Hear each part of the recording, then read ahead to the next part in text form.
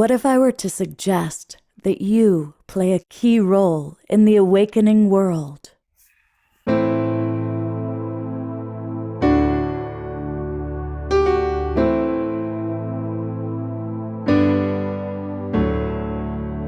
that you are watching this because you have heard the call.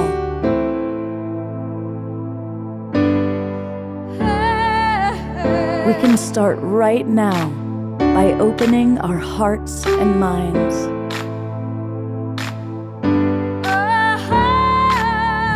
Welcome to the awakening world.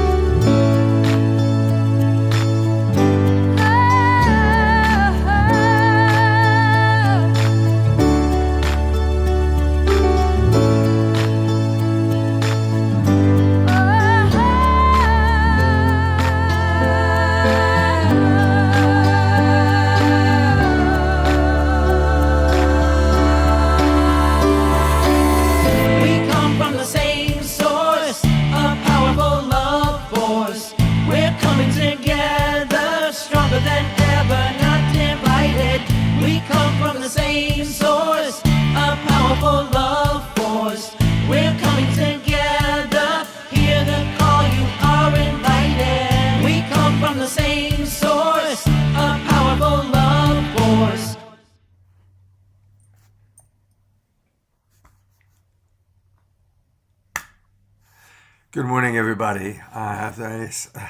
This is Love Coach Scott Catamas, and welcome to our Sacred Sunday edition of the Awakening World.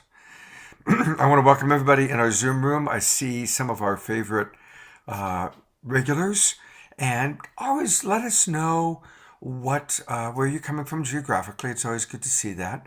Thank you, Christine, from jumping right in there.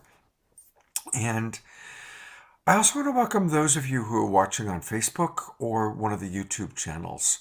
And a big hello to all of our friends on Unify. It's been a powerful and, for many of us, a very challenging week.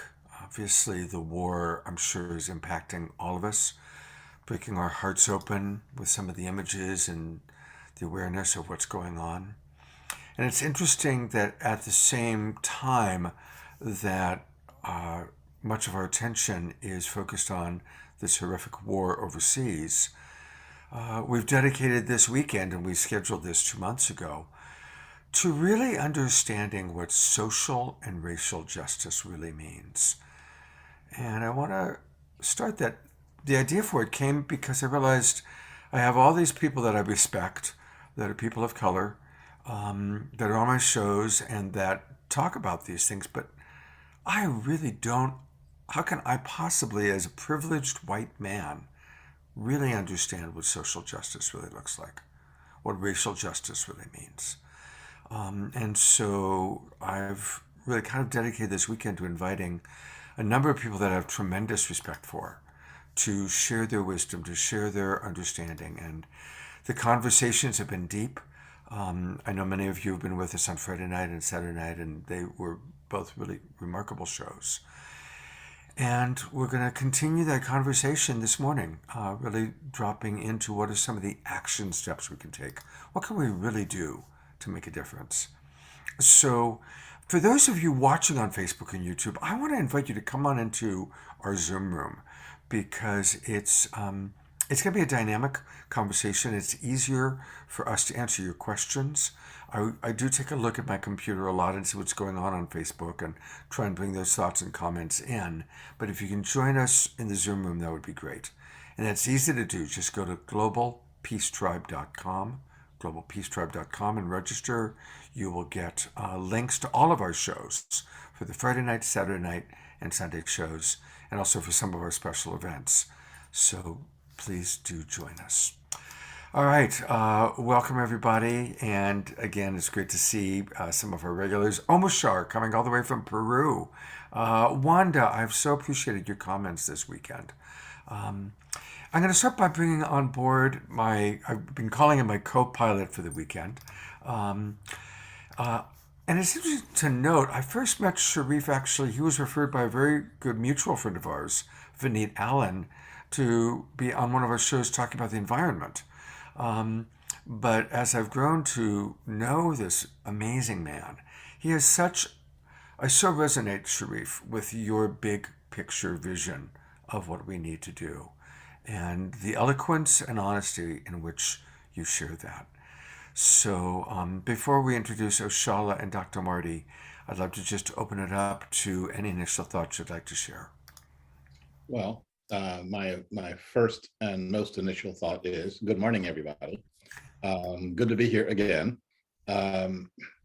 And it's almost like being with Scott over this past 3 days, we've taken a different perspective on this common issue of racial justice, social justice, and I think now we could also add spiritual justice. Where are we going as a species, the human species? Where is the earth going, and are we going with her, or are we going against her? And right now we know that there's a large part of our human population that is definitely going in the direction of pain, the direction of negativity, the direction of our hearts are here and we're going in the other direction. And so our challenge, I think, is how do we actually start acting like we are one? How do we actually start to erase the barriers between us, because every possible barrier is an illusion? How do we actually grow into the next phase for our humanity? And in doing that, curing all of these things that we call divisions and separations, etc.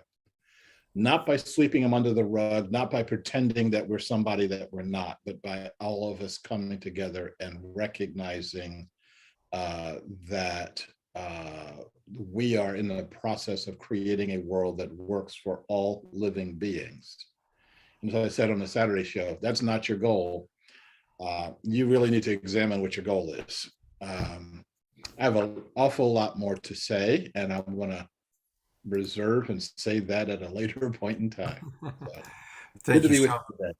Thank you so much, Sharif. And yes, of course, we're going to be hearing a lot from Sharif.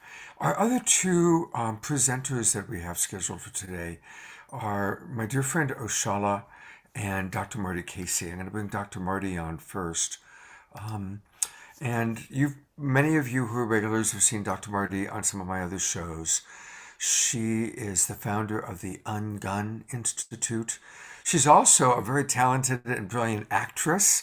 And I know that she's done that. And she also recently received the Presidential Lifetime Award. And so, Dr. Marty, thank you for your work. And I invited you because it is about today, it's what are action steps. And you are someone who is constantly taking action steps to bring about social and racial justice. So thank you, welcome, and what are your initial thoughts that you'd like to share? Well, first of all, good morning to all. And thank you, Scott, for having me here. I'm starting to feel like I'm a regular now. And so I appreciate you in this friendship and sharing this platform. I want to keep this really brief and simple. First of all, let me tell you what I do at Ungun. Ungun Institute basically is a process that I have created that helps individuals transformationally, if you will, to disarm from trauma. The world that we live in right now is full of trauma, hurt, and pain. And we have to get to a point in a place where we are able to not only disarm that, but remove that from our systems, because that is what creates the feelings that we respond to as to the choices that we make, which tells our minds what to think, and then the mind tells the body what to do. So when I look at it from that formula that God has allowed me to create, everything that I personally do is from that space of healing. The other thing I have to say is that I come into this room with my opinion and my experiences, my belief systems. And if you can relate, I'm grateful for that. If you cannot, I ask that you respectfully understand that it comes from who I am in Black America as a Black woman who I am unapologetically acclaimed to be. I'm wearing a shirt today that says Black is not a crime. Amen. It's not a crime. And I hope that today that I can help us move forward in a positive way, becoming one, accepting each other for who we are. I want you to see Black because that's who I am. As I see white, I see red, I see yellow, I see brown, I see all of these colors because we have been made to come together to be better together. And that is our purpose. And in order for us to reach peace, which is what we say we really want to do, I want to leave you with this last thought. In order to reach peace, that means we must strengthen equality and equity. But in order to strengthen those two areas will be weakened: power and privilege. So I challenge you today to really think about what we pray for. We're praying for peace, but that means we have to balance some things out. And when it is unbalanced and you start to feel the trauma hit, you respond from that, again, from your place of experiences and belief systems and understandings. And that is where we're having some issues. And later on, I will give some action steps as to how we can begin to dance together and not step on each other's toes and get to that place of peace. Thank you, Scott, for having me. Oh, beautiful. Thank you, Dr. Amen, Dr. Casey. I want to absolutely, and all of you are invited to speak absolutely honestly from the heart. We've got a mature group of people watching. And I just want to mention before I bring up Oshala, I just was taking a look, and we've got people watching on Unify from Croatia, Spain, Portugal, all over the United States and Canada. And I really love that this is becoming, and thank you to Unify, truly a global broadcast of people from all over the world, because we all do want to learn. We all want to understand. We're all learning together. That is what is happening now. We all are learning together. In introducing Oshala, I want to start by introducing a baby that Oshala gave birth to, which is a really beautiful example of action steps. She created, along with others, the Marin City Arts Gallery. And it's an arts gallery. It's also a place where people dance and do workshops, and where Black artists, creators, teachers, entrepreneurs, makers can all come together. And there's all sorts of amazing activities going there. And to run and operate a brick and mortar building in today's time is extraordinarily difficult. I mean, that is really hard. So I just want us to take that in, because as I introduced Oshala, I can talk about how I've worked with her for many, many years. She first came to work for me when she was 21 years old. I had a theater company, and she worked with me there. We worked at the Laurel Springs camp together, Jane Fonda's ranch. And she's always been someone who takes action steps to move our world forward. So with no further ado, my friend Oshala. Greetings, everyone. I want to give props to the ancestors, and the ancestors that we all spring from, and those ancestors that populated the four roads going up out of the continent of Africa into the subcontinent of Europe, India, China, coming into the Americas. I want to acknowledge those ancestors. And all of you that are in this audience, I want you to take a moment and call your ancestors into the space. And I want you to think of a favorite ancestor that you're bringing in today and call that ancestor in. So let's just take a moment and who is that for you? Call in an ancestor that is driving who you are at this moment.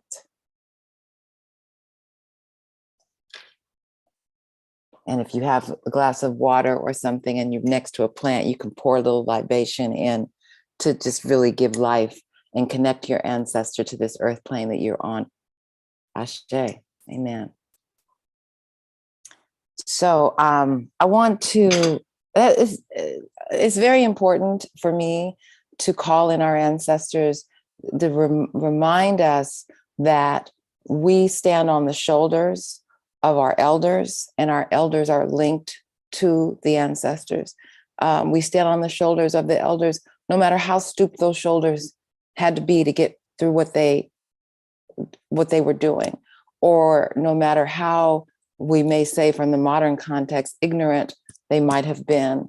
They were in the time that they were. And so I want to link that acknowledgement to what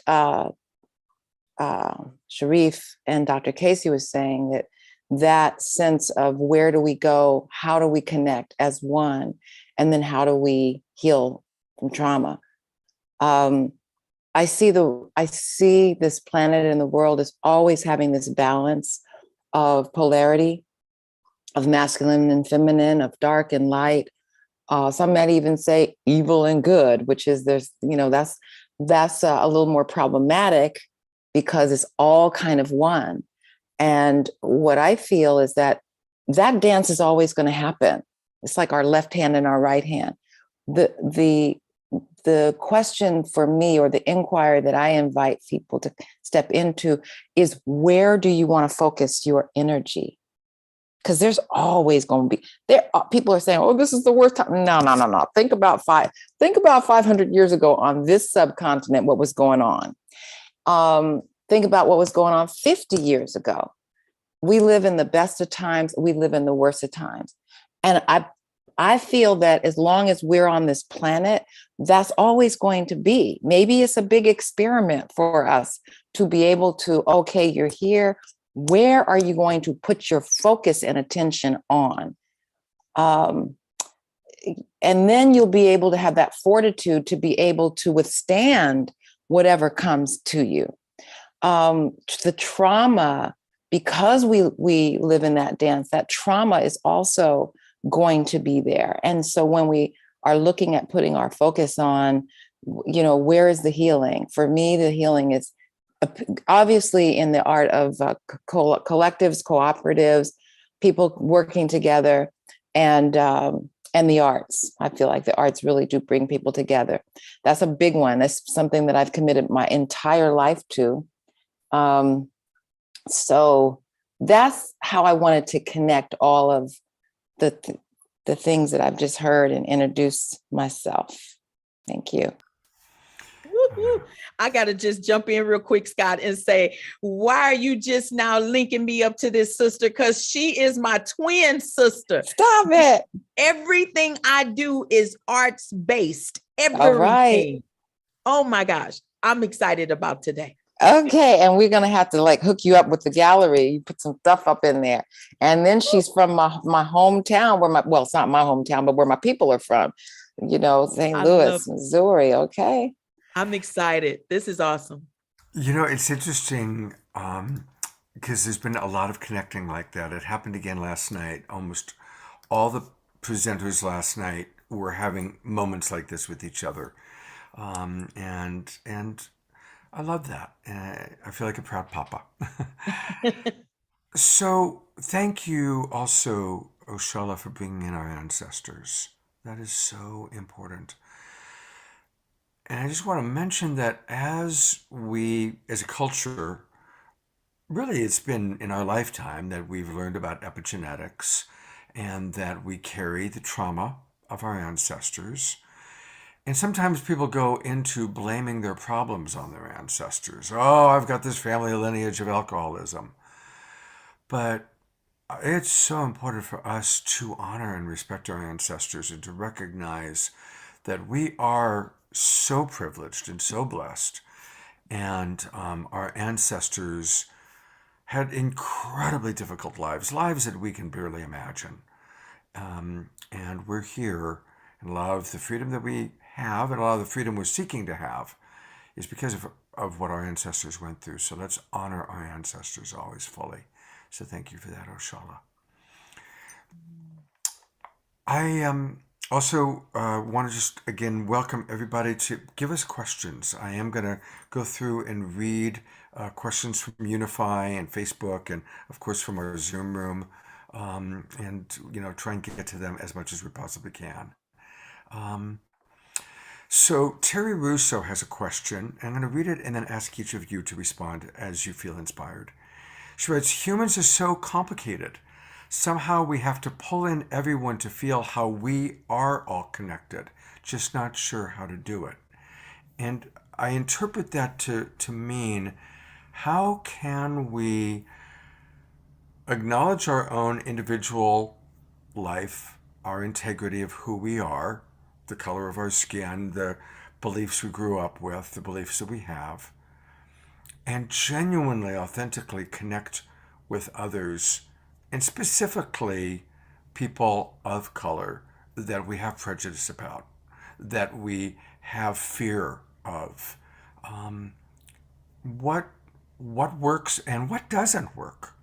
And talk about what doesn't work is also equally important. So I'm just going to open it up to whoever wants to respond first. Can I jump in with that, because you had said that before, and I see this person Nancy that has this issue with she's saying that everyone in the world is brown, but that's a whole nother subject. But I want to say that I very much practice the second principle of Kwanzaa, Kujichagulia, and there's two terms that I am not quite that I don't embody myself, but other may embody it for me. And I also speak for others, but not for everybody. Minority is one. I am not a minority. I'm a minority in the United States of America. That's been a convenient way to keep people kind of, in a position. So I have deep conversations about what that is, to being a minority and to perpetually live your life being called a minority, and what that brings up then for like, who's the majority and what does that even mean? And the other one for me, because this is kind of recent, is the people of color. I tend to call in people's, very immediate, reality. Like I often ask people, who are your people? And your people might just, but that's just, I know in the Black community, we often just ask that, who are your people? My people from Alabama, or, people might say, oh yeah, I come from Tennessee, or yeah, my mama was, but just really those blanket terms, my experience is very different from a people of color Chinese man or Indian woman from the sub-Indian continent. And I'm just going to be real and say that I feel like our conversation in the United States has been so painful of not wanting to have a conversation about race, that we're willing to jump over race into like lumping everybody in, let's not talk about Black people. Let's not talk about Indigenous people. Even calling everybody brown, so what it doesn't, and Nancy, I know you're really strong about that, because I always see her typing in chat about everybody is brown. And, that could be true, but everyone doesn't acknowledge as brown. And we have to respect where people feel like they are. I don't consider myself, I use the word Black specifically because when I think of African peoples throughout the world, they may be on the continent of Africa, they may be in the islands, they may be in America. I feel like the term Blackness was really, because race is a complete construct. It doesn't really exist. It doesn't exist. But racism exists because there was a period in history where it just so happened that African peoples had we call it the Mafa, which is similar to the Holocaust. And that was very race specific. So the labels, those two labels, minority and people of color.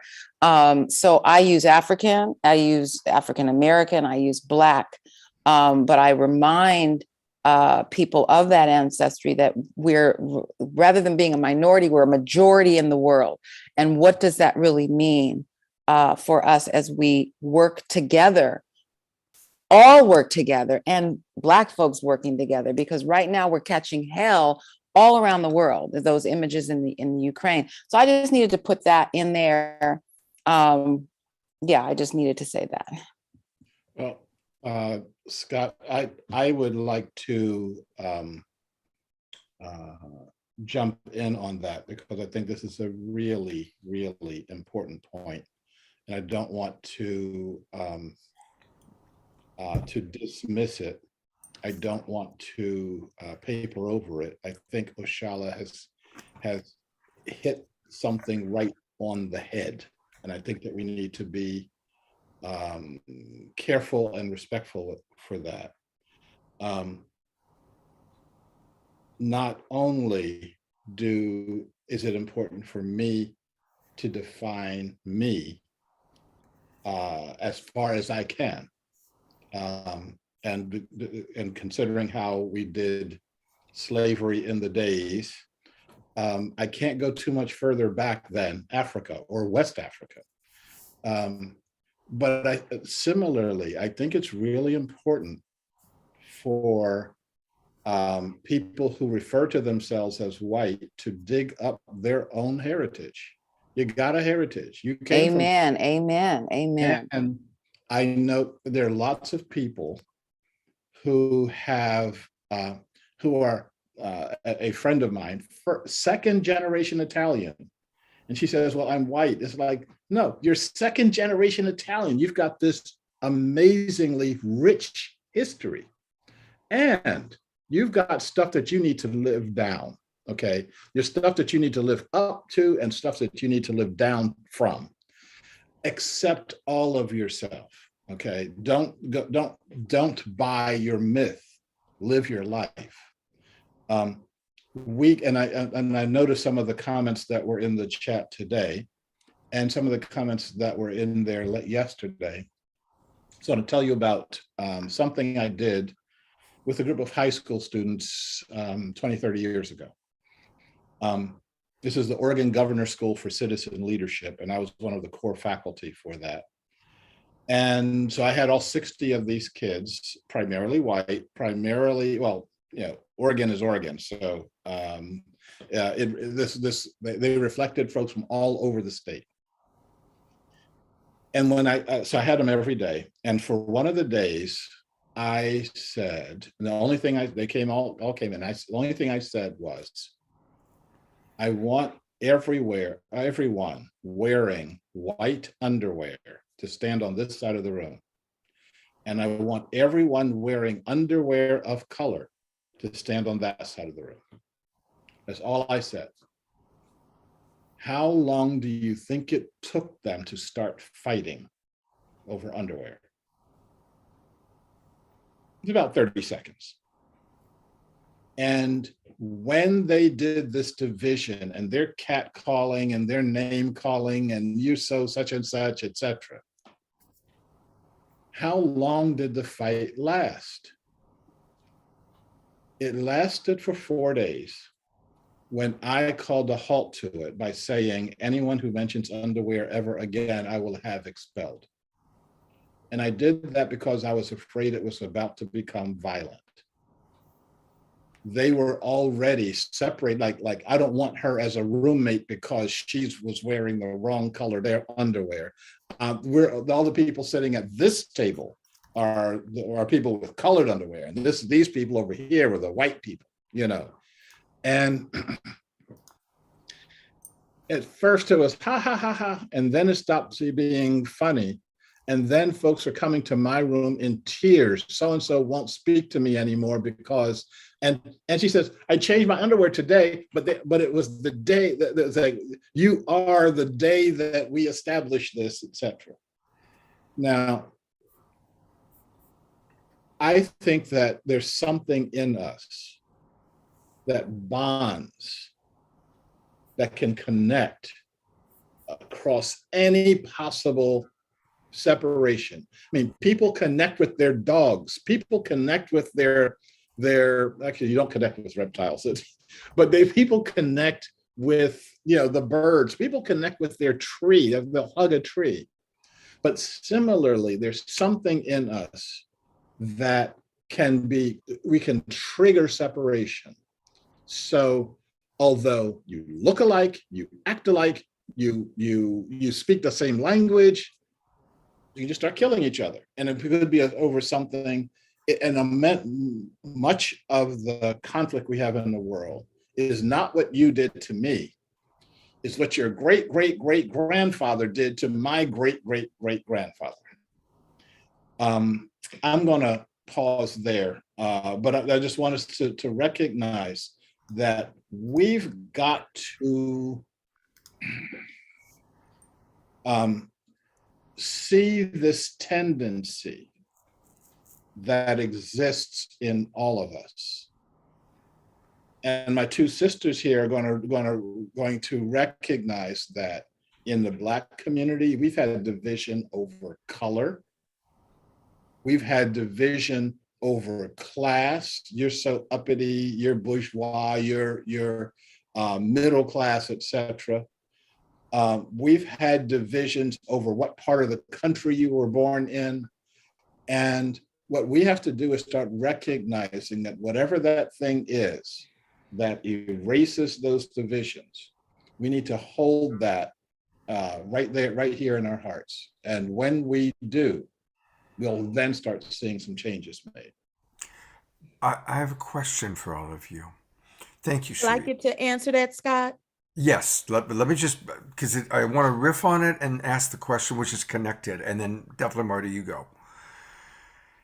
Is it possible that what you're referencing is that in human nature, because we are lost in the illusion of separation, most of us are, I'm all alone in this body, so we seek connection through our tribe or friends or whoever we can feel our family or tribe or similar.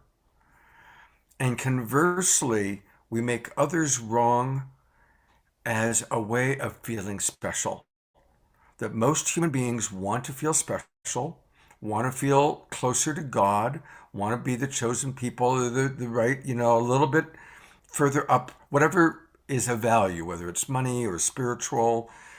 We all want to feel a little more special. So we find people that we can get together with and feel safe with, and then create a sense of special by making people that don't look like us or are from our same tribe or our same whatever bad or wrong.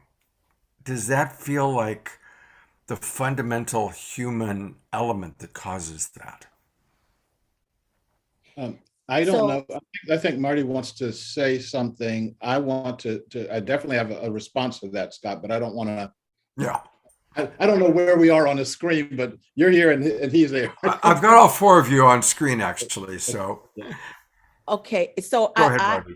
I want to first speak to the very first question, which was asked, that humans are complicated and how can you pull us all together? Right now, I would like everyone to just close your eyes. Just close your eyes for a second, please. We all look the same right now because we are all human. Humanity is what pulls us together. We are not birds. We are not trees. We are not animals. We are humans. And that is who we are. Now open your eyes. Now you may see differences in each of those humans. And that is okay, because our culture and our experiences is what makes us different. But we should never feel like one has more value than the next. One of the greatest moments of my childhood is when they took crayons of just 8 colors to a 64 pack. That was one of my greatest childhood moments. Why? Something so simple. Why did that mean so much? Because I felt like I had more choices, more choices to create, more choices to be accepting of, to value. And why would we ever want to just have one choice? Right now, that's what's happening in the war that we're seeing. One person has made a decision, one man has made a decision to fight a whole war affecting the whole world. I want many choices. I want everybody's voice to be heard. I want every culture to move forward. So to your second question, no, Scott, I don't live in that place where I feel like I want white privilege to diminish so blacks can be higher than whites. No, I want us all to equally live in peace. And in order for that to happen, we have to always be open to the idea of not leaving anyone behind. It's not about who's out front. It's about, did we leave anybody behind? And I think if we put the focus, if we zoom in on that more often, then seeing what's different, what we have that is alike, that we are all human, of the human race, we will never leave our brothers and sisters behind. Scott, I don't look anything like you. You don't look anything like me. If we were to go over our life, it probably would be totally different. But I love you like you was my own blood brother because of the way you show up in my life. And that is what we can do to connect us more. Find the things that are the same. If we have a 5,000 piece puzzle and we put all the pieces together and one piece is missing, that puzzle is incomplete. Thank you. Yes, Ashe. Ashe, God bless you. Oh, who said that? Oh, so I want to continue to flow with what Dr. Marty is saying and what Dr. Sharice. I'm having a good time just kind of taking what they've said and then move it forward because they're both coming from powerful places. Sharif, what you said about just in the Black community, the different ways that we have put each other down. Again, it tended to be referencing from the external, like, so you're Black, you Philhan, you House Negro, you're mulatto, you are octoroon, you are quadroon. And we understand that it was based on a comparison to something that we thought was better and more privileged that we could all be going for, right? And it caused those divides. One thing that I have noticed is that when a people, and I'm speaking specifically of our people, those that migrated from that second great migration of the South up here, is that the more that we as now humanity are moving in a similar direction, that there's less of that. It's like my grandparents came out to California in 1942 to work in the World War II efforts. There was a lot of, nothing's ever perfect, of course, but there was a lot of, unity at that time because people were moving. They were moving in the same direction. They saw a vision.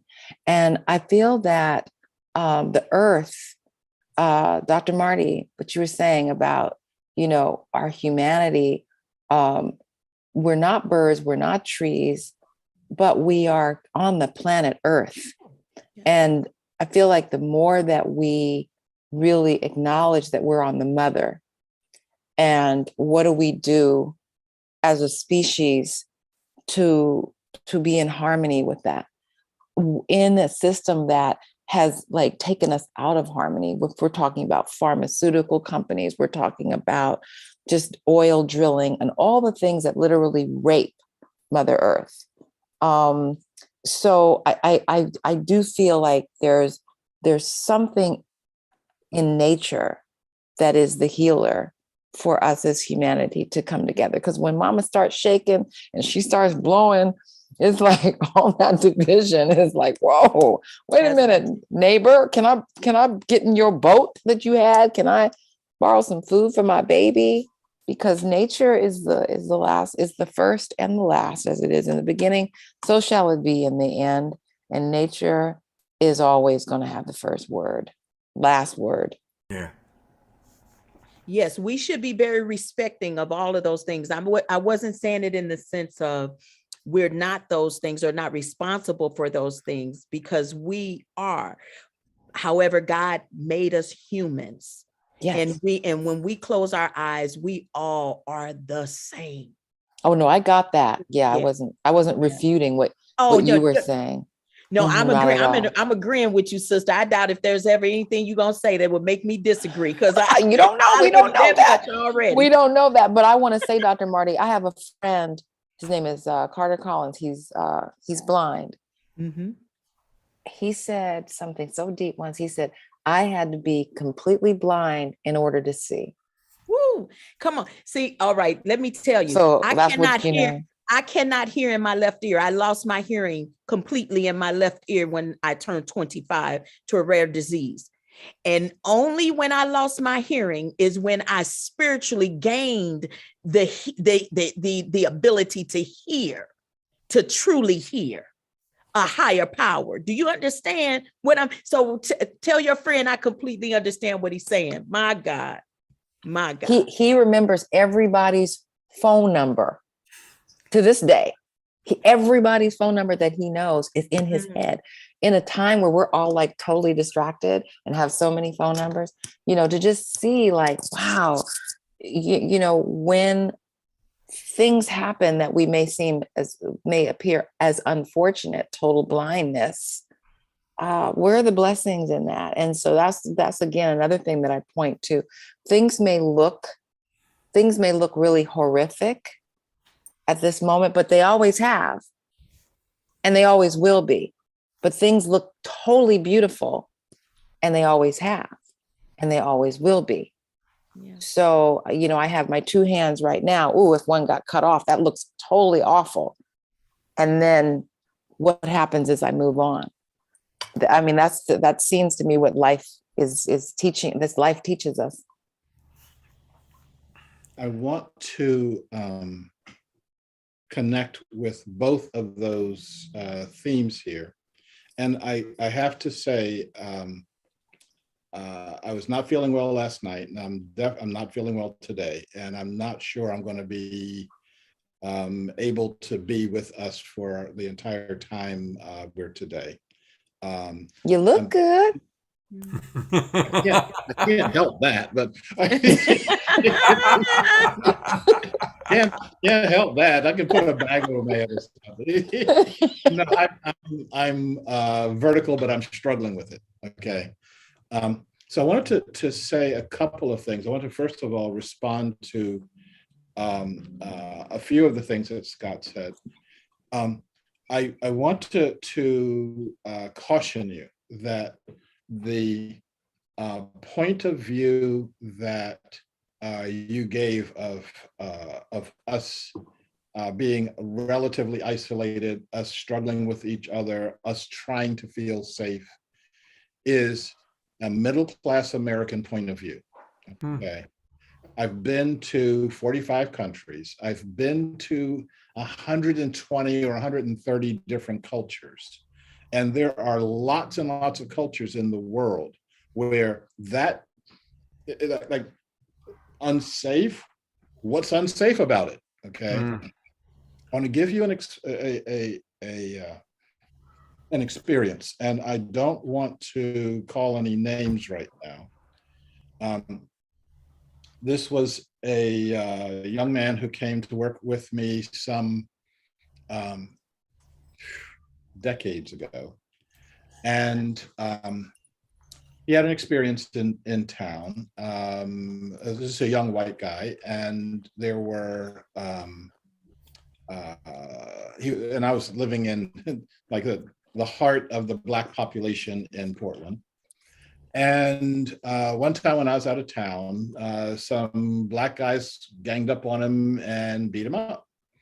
He had a cut on his nose. And that experience has become the kind of the most shaping, the most traumatic, and the most defining experience of his life. He did a TED Talk, and the whole thing is revolved around this experience. If that were true for me, that would, first time I got my butt beat, I was around 11 years old, and kind of continued for, it's kind of this growing experience. And I shrug most of them off. Okay. And so I don't want to minimize his experience, but if the worst thing that's ever happened to you in your life is, some guys beat you up while you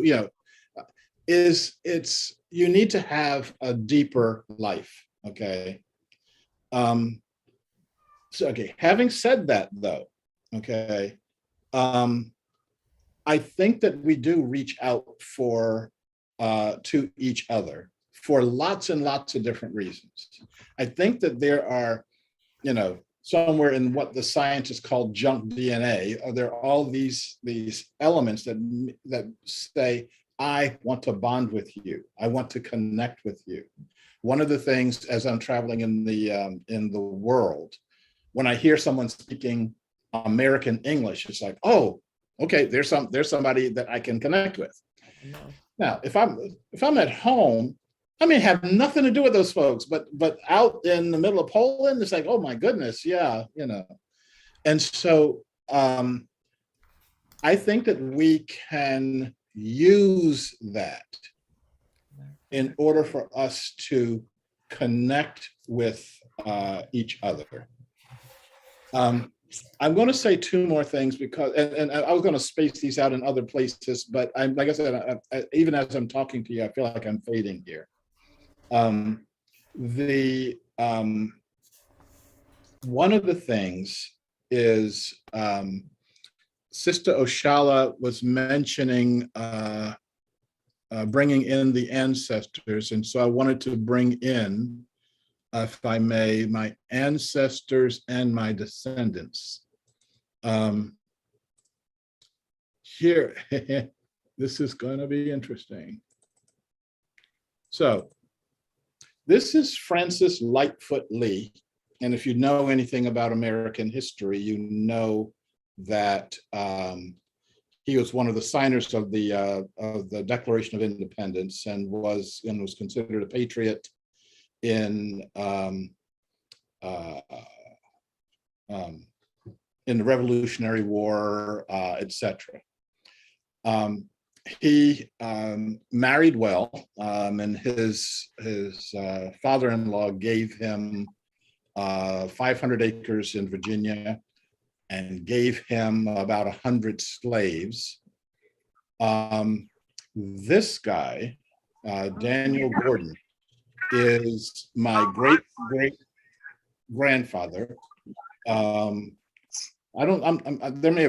may be missing a few greats in there, but this is the oldest descendant that I recognize, and he was a slave on the Mennekin plantation owned by Francis Lightfoot Lee. They were in the same family.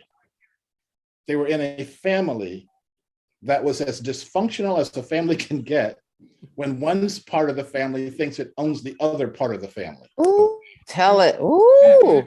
And so, and this is something that is this is the truth in our, not only in our personal lives, but also the truth in our social life as a country.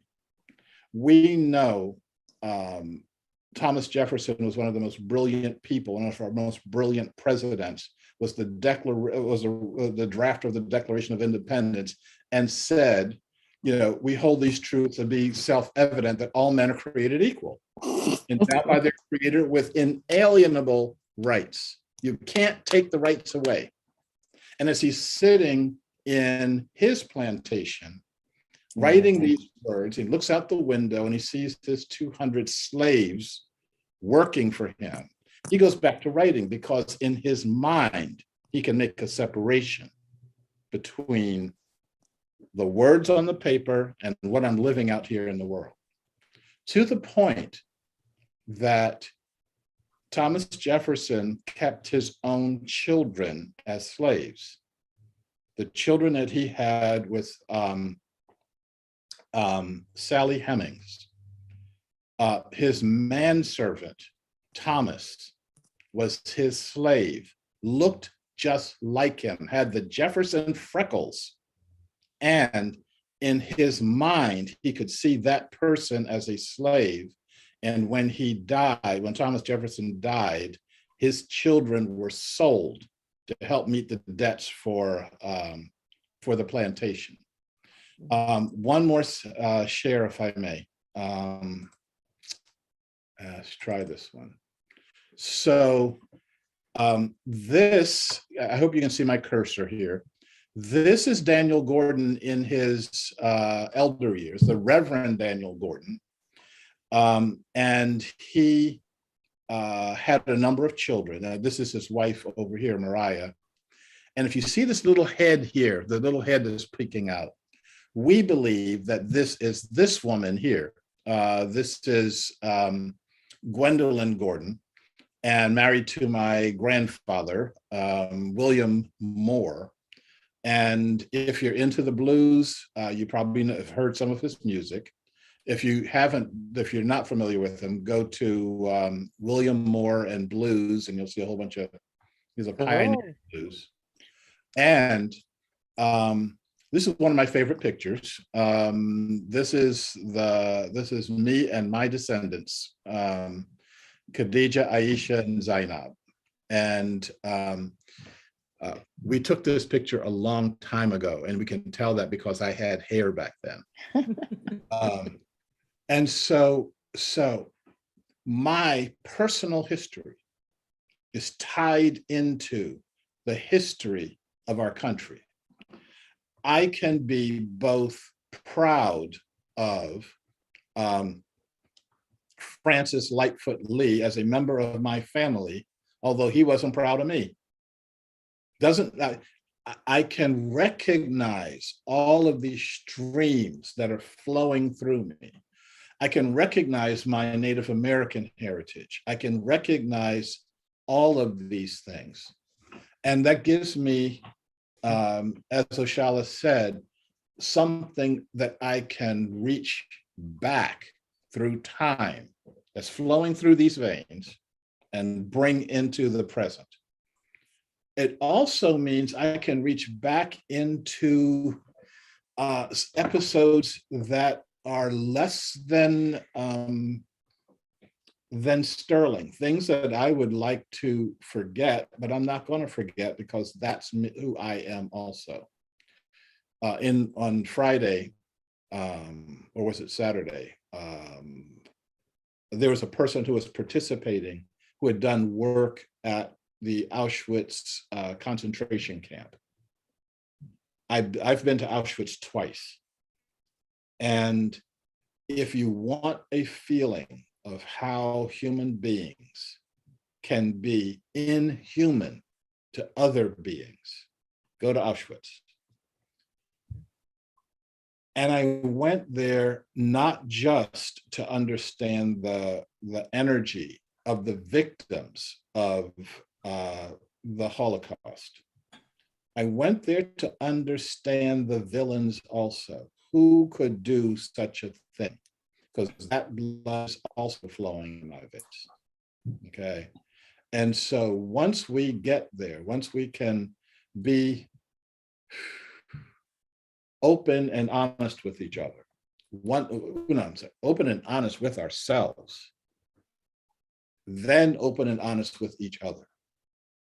We can start to make the progress into the next stage of our humanity of actually pretending on this planet like we're one species. Okay. Again, I would go further, but again, I'm fading here, and I'm gonna hang in. Sharif, I want to thank you for these 3 days. I want to release you to go take care of yourself. I want to thank you for all your comments, and luckily we've got Marty and O'Shell, and they have a lot to say. And I do want, before you leave, in the last 2 minutes here, just to remind people of your course that you're teaching. This is going to be a course starting on March 16th, Wednesdays at 10 o'clock in the morning. And it's an important course on practicing, emphasis on the word practicing, the 12 steps of inclusivity that he has created. And people who participate will get a copy of his book. And this is really, really important. And so please, I like what he says, take the risk out of registering, 100% money back guaranteed. Please register. And he is offering a special promo code. I believe the promo code is Awakening. Yes, and thank you for reminding me of that. I'm going to put up in your chat box a lot of information, how you can get in contact with me, how you, the Common Way website, links to a lot of my books, including this latest one, Practicing the 12 Steps of Inclusivity, in which this course is based. And I've got a $50 discount that's only for the people in this in the Awakening sessions that we've been doing on Friday, Saturday, and Sunday. And I'll get all that stuff up online, and I'll get that online. I'm going to hang in here with my screen off, if you don't mind. I'll put up a picture of Ronald Reagan or something, so you can know that I'm still here. There's a blast from the past. Yeah, no, it's hard to tell the difference here. But I'll get all that stuff up, and I'm going to be listening in as long as I can. While I've got you pinned for a last 30 seconds, I just want to ask all of us to send prayers for healing to this beautiful man, Dr. Sharif Abdullah. Maximum grace for Sharif. Make it feel better, Sharif. Sending you love, brother. Sending you love. Well, I hate bailing out like this, but I also recognize I need to. I have had a tendency to sacrifice for the cause, and I at my age I need to be. I need to play myself out a little longer here. So thank you so much for everything. Thank you, Sharif. Thank you. Wishing you complete healing, brother. And I'll be talking with you soon. Indeed. Yep. Yeah. And in the course, hopefully. Yeah. Yes. That's what I mean. Yeah. Scott, what time are we going to? We've got 30 minutes left. We're going to okay, because I kind of have a hard stop too, so I'm not going to get off now, but maybe about 15 minutes in. Okay. So we're going to leave you, I know, Dr. Casey. Well, I'd love to just turn it over right. love to turn it over to both of you, to anything you want to reflect or riff on that Sharif said, or wherever you wish to go. No, because you have a hard stop. You go ahead and go first, please. I'll pull out my hard stop as long as possible. We just have to get on the road. What Sharif was saying is deep about what is the blood that flows through our veins. That's why it is so important to acknowledge the ancestors, and to acknowledge the ancestors that also we're connecting with through our blood. I mean, when I did my DNA, I'm 89%, of African descent, West African descent, 12%, 2% Native American, 12% European, specifically coming from Ireland and England, right? For me, it's who I identify with, because I didn't know those people. I'm gonna just be honest with you. Or anybody, but I very much I want to link that to what I said at the beginning of the show, is that there's always going to be horrific, awful things happening, and there's always going to be magical things happening. What do I choose to focus on? Yes, I can see Thomas Jefferson, as a great orator or whatever, but I wasn't feeling him. I'm not going to focus on him. But we have to learn the Declaration of Independence and all that. So at any given time, I'm very conscious and very aware of what I'm focusing on, how I can be powerful right now. What is why am I here in this moment? Why did the ancestors blend in that way to bring me here? Because there's really no accidents. What is done for evil is really done for good. All things are put into place by the Most High. So there's some reason that I'm here with this particular makeup. And so what I'm focusing on, what I'm choosing to focus on, is really the work of healing. That's, the work of choosing where I want to put my attention on, or but I'm not telling nobody what to do. Well, thank you. And, I think really almost all of us that are part of this global peace tribe do believe that we are the ones we've been waiting for, and this is the time we've been preparing for. And, I was talking to somebody, a client yesterday, who, was talking about, she comes from a Christian tradition, and she sees this as the end of days, and other people see it as the age of Aquarius, and some people see it as, whatever it is. But we all know this is a powerful time on the planet, and we all have a role to play.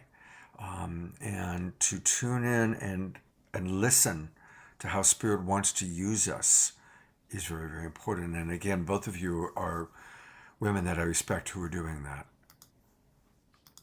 Thank you, Scott. Scott, one of the things that you wanted us to speak to today is making sure that we had some action steps in place to share. And if you don't mind, I would like to kind of switch gears a little bit. Thank you. And that's good. Thank you. Oh, sure. And so I have 10 action steps, and I would like for everyone to write these down if you can, and do what you can. That's the bottom line. Just do what you can.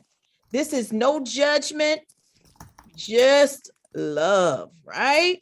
Here we go. The first one is simply start with yourself. Start with yourself. A lot of times in these spaces and doing the work, we hear a lot of people talking and saying different things, and we get stuck on what they have done or said that we don't agree with, and we get stuck, and then we don't do anything. Let that be your motivation to move and do what you need to do. So start with you. 2, get involved.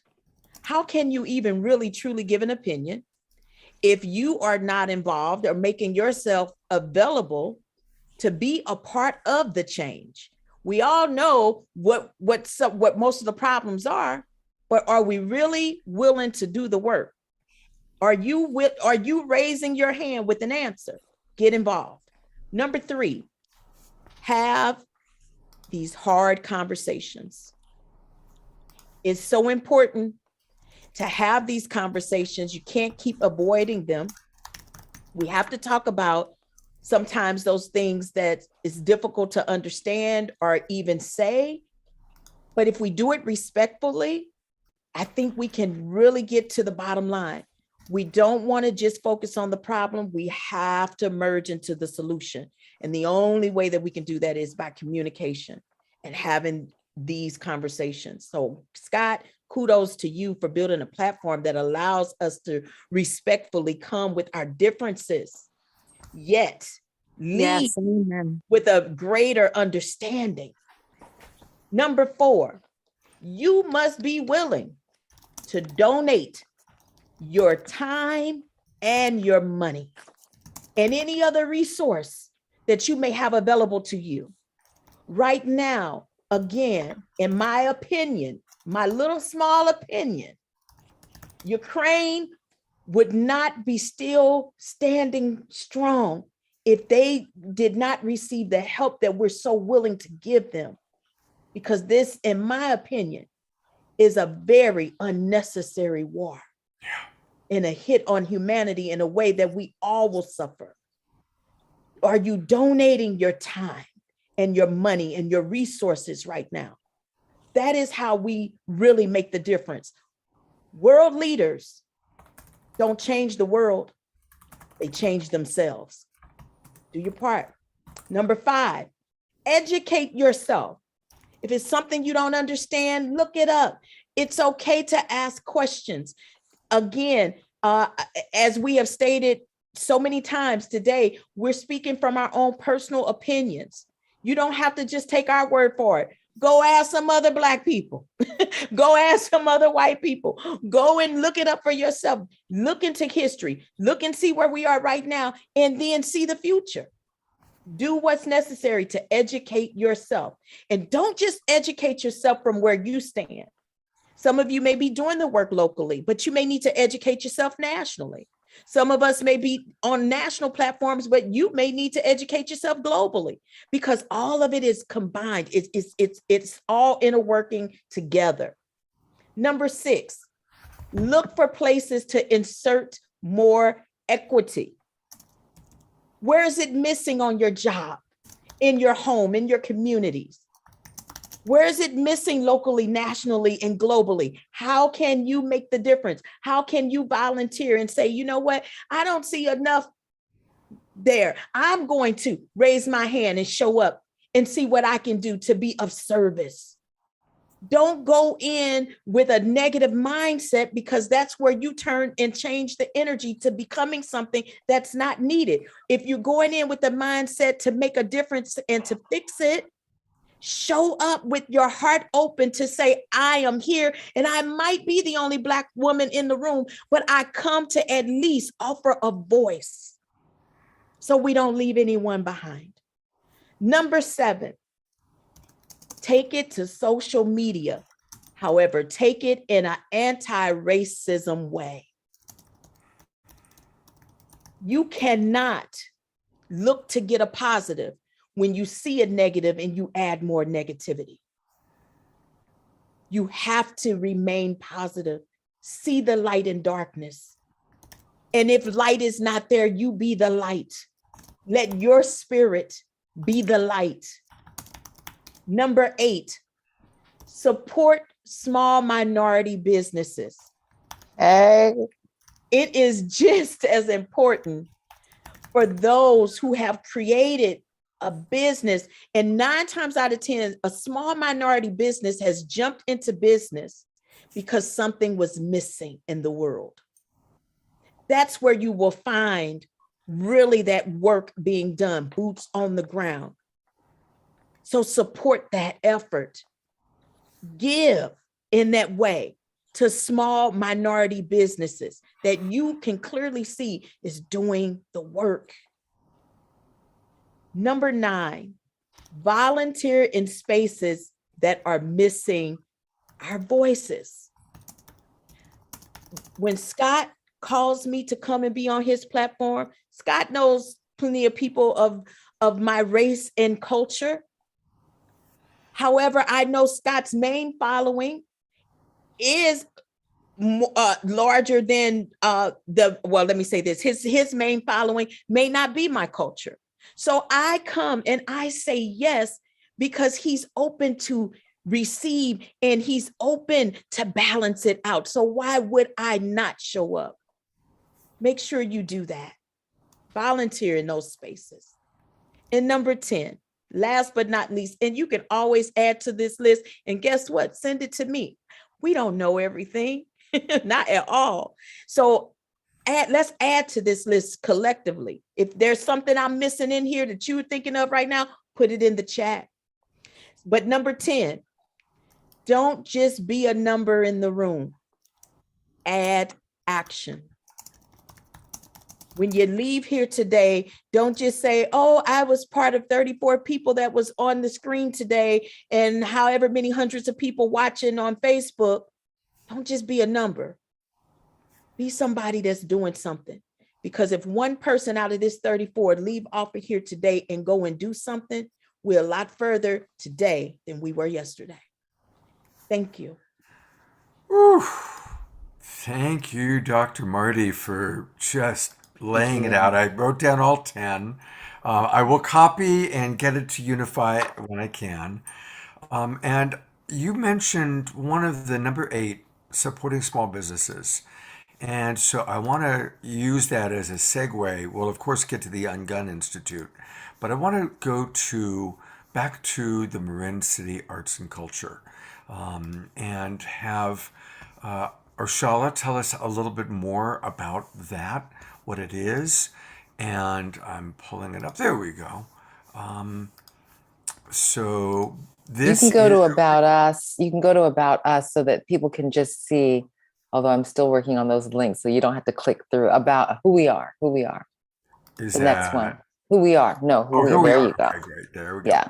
So I would say there's about 75 of us and growing more and more. But it's not just artists and creators, change makers, but it's also, we just brought on a social worker who loves to do work in nature.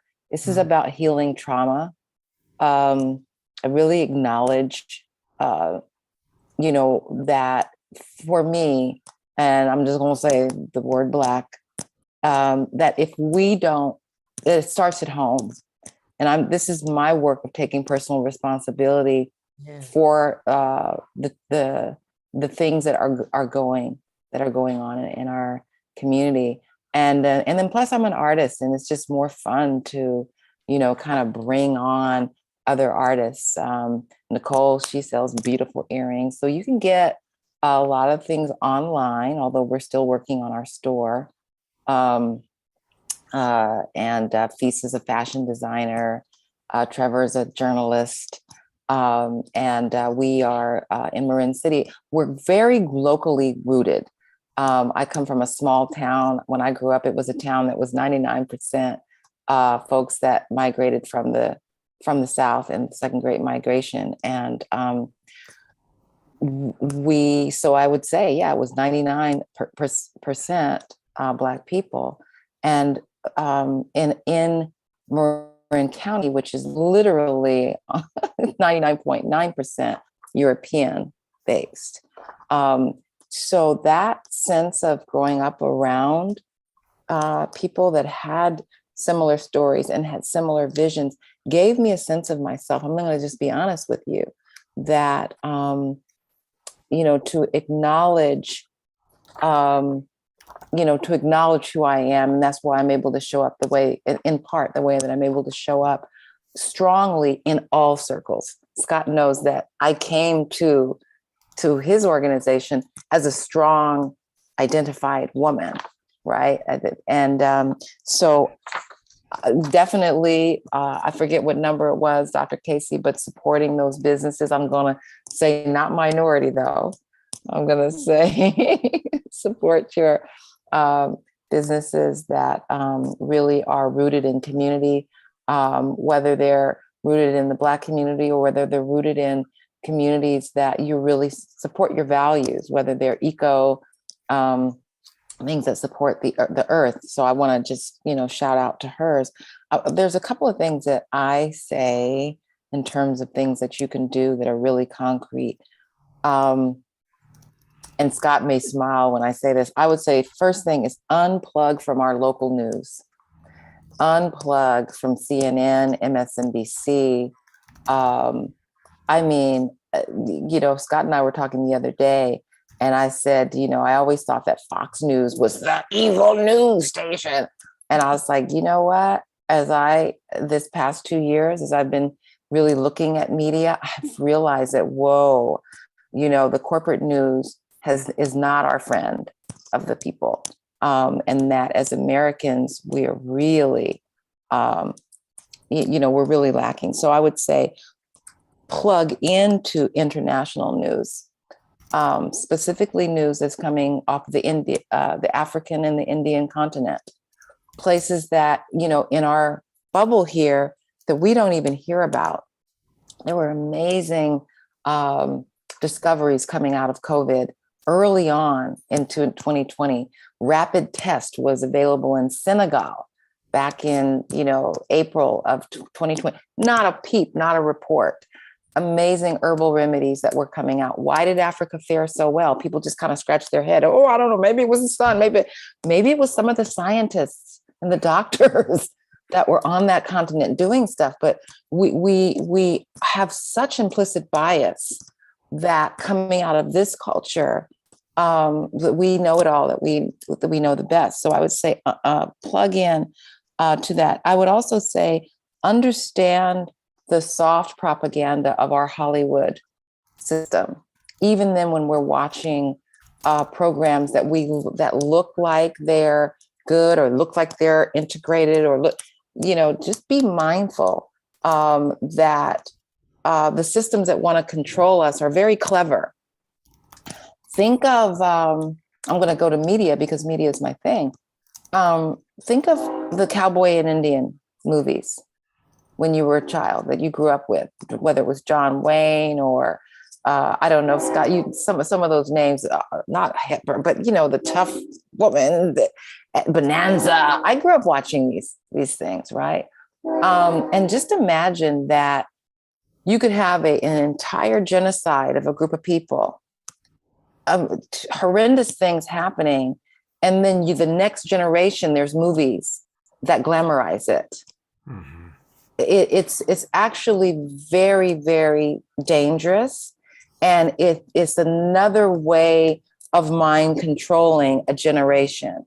Our work is definitely influenced by the Clark study. If anybody knows the Clark study or the Brown, I'm sorry, I live next to a train track. I live next to a train track. You can hear it. Sorry if it's loud. It's not a problem. Okay. How many have heard of the black doll, white doll study?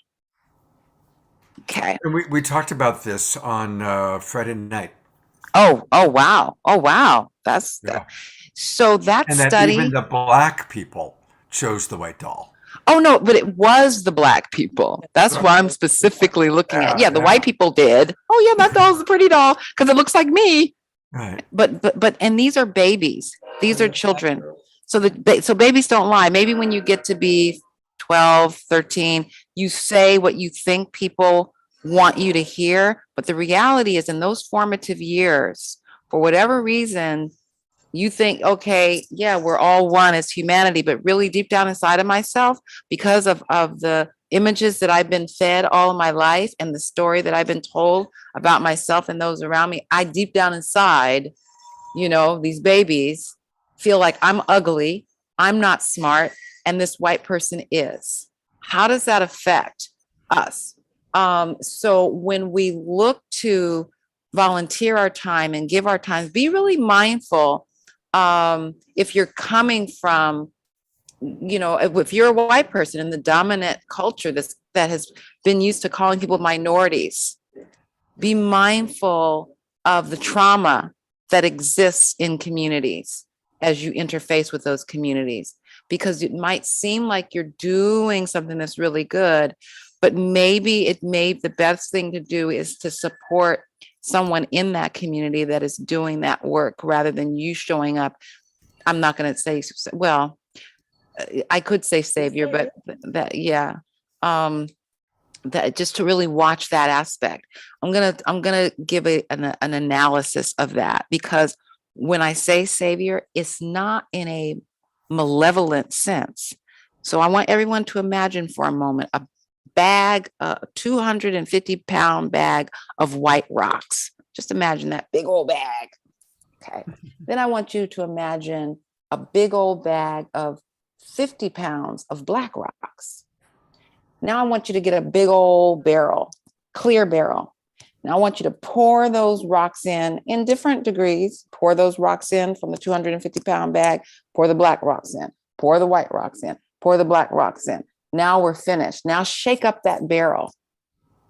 And what are you left with? Where the story illustrates is that even with good intentions, the story that we've often told ourselves about integration, that was going to solve everything, that integration is bad, segregation is bad, and integration is good, is not, it simplifies things.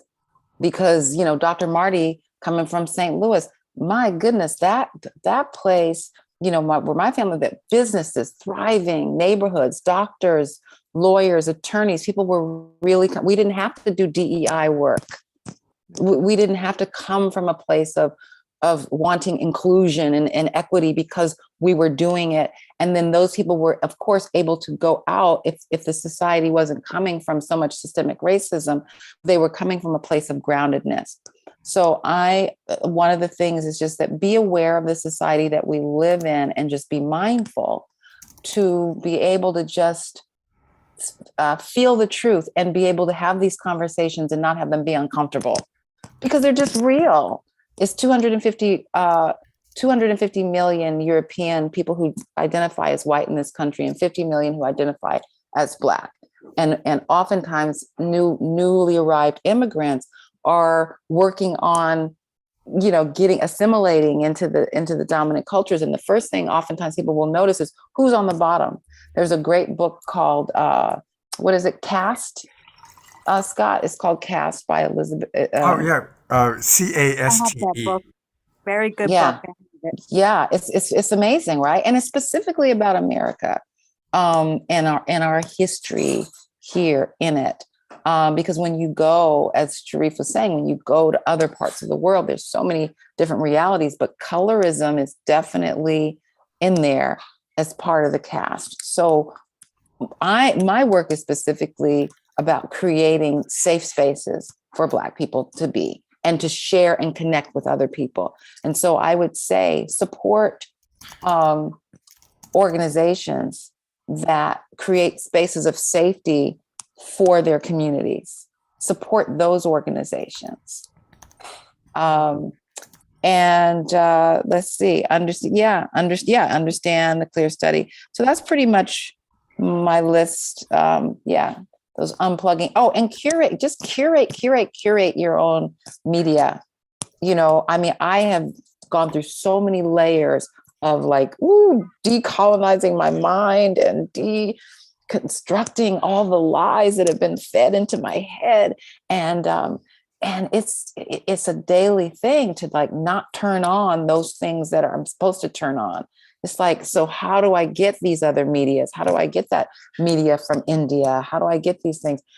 Part of it is having part of your brain be emptied of all the stuff that we feel are the experts, because the story is a lot more complex. And I live with an African, so I see the news coming from a completely different place, because from an international place, it don't look the same as the news we get at all. Not at all. And I was in Ukraine, and when it was USSR, right at Glasnost. And so the people who live in that area, they're cousins. They're cousins, Ukraine, Russia.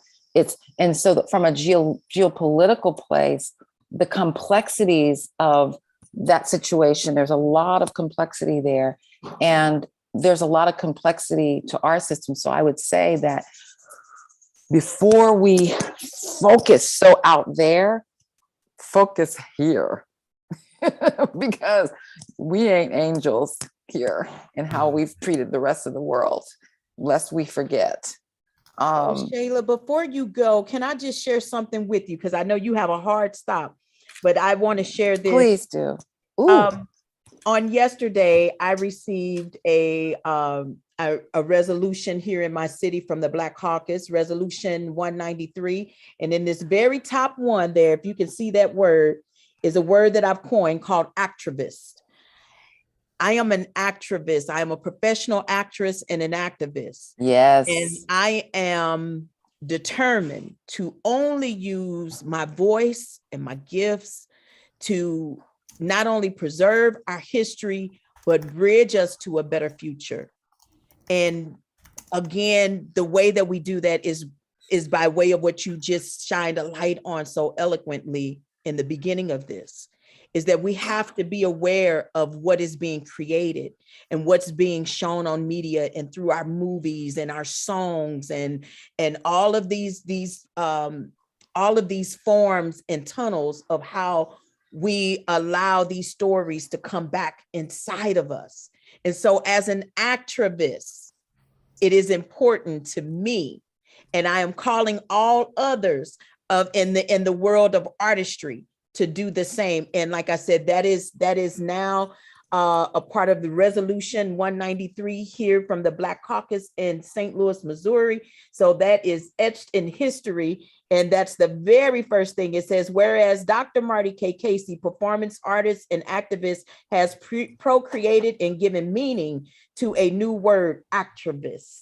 And so I invite you in the space that you create, my sister, to please use that as much as you can, motivating the artists where you are and beyond, to always put that word first. Being an activist or an activist, it is so important that you consider who we are and where we're trying to go and the stories that we tell, that we are responsible in that manner of telling the truth, telling the stories in truth, and giving it a place of growth, not to harm anyone else, but to help us to elevate in a greater place than where we are right now. So thank you for bringing that up. Well, let me just say, Dr. Marty, you say the artist where I am and beyond. No, you are, you are one of us now. No, you're going to be with MC Arts and Culture. Come on now. No, really. It's not just a local. No, we like, no. We're having a sister city in Ghana called Elmina. And we're like, oh yeah, no. So connections. So thank you, Scott, for bringing us, get everybody on this call. Really, thank you and blessings to you all for just sitting and having these conversations. Let's just keep on keeping it real. Can we keep it real? Keep it real. Can we keep it real? Can we? We don't all have to agree. But I'll tell you one thing I've noticed about international media that's not happening here anymore is debate. Even during COVID, I didn't see anybody debating here. It's like, whatever happened? It's like, what's going on? The debate's fake. It's like all there's no one-sided. debate because everybody was right. Right. or just yeah. And what's fascinating, and I'll drop it. I'll give you the address of this really good.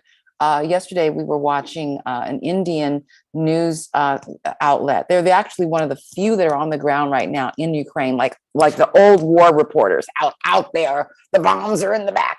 They're on the ground. But they were the gentleman was hosting a debate with some American civil servants and other people. And I mean, and of course they were, going back and forth, but it was amazing. Like, no, they didn't agree. Absolutely, they did not agree.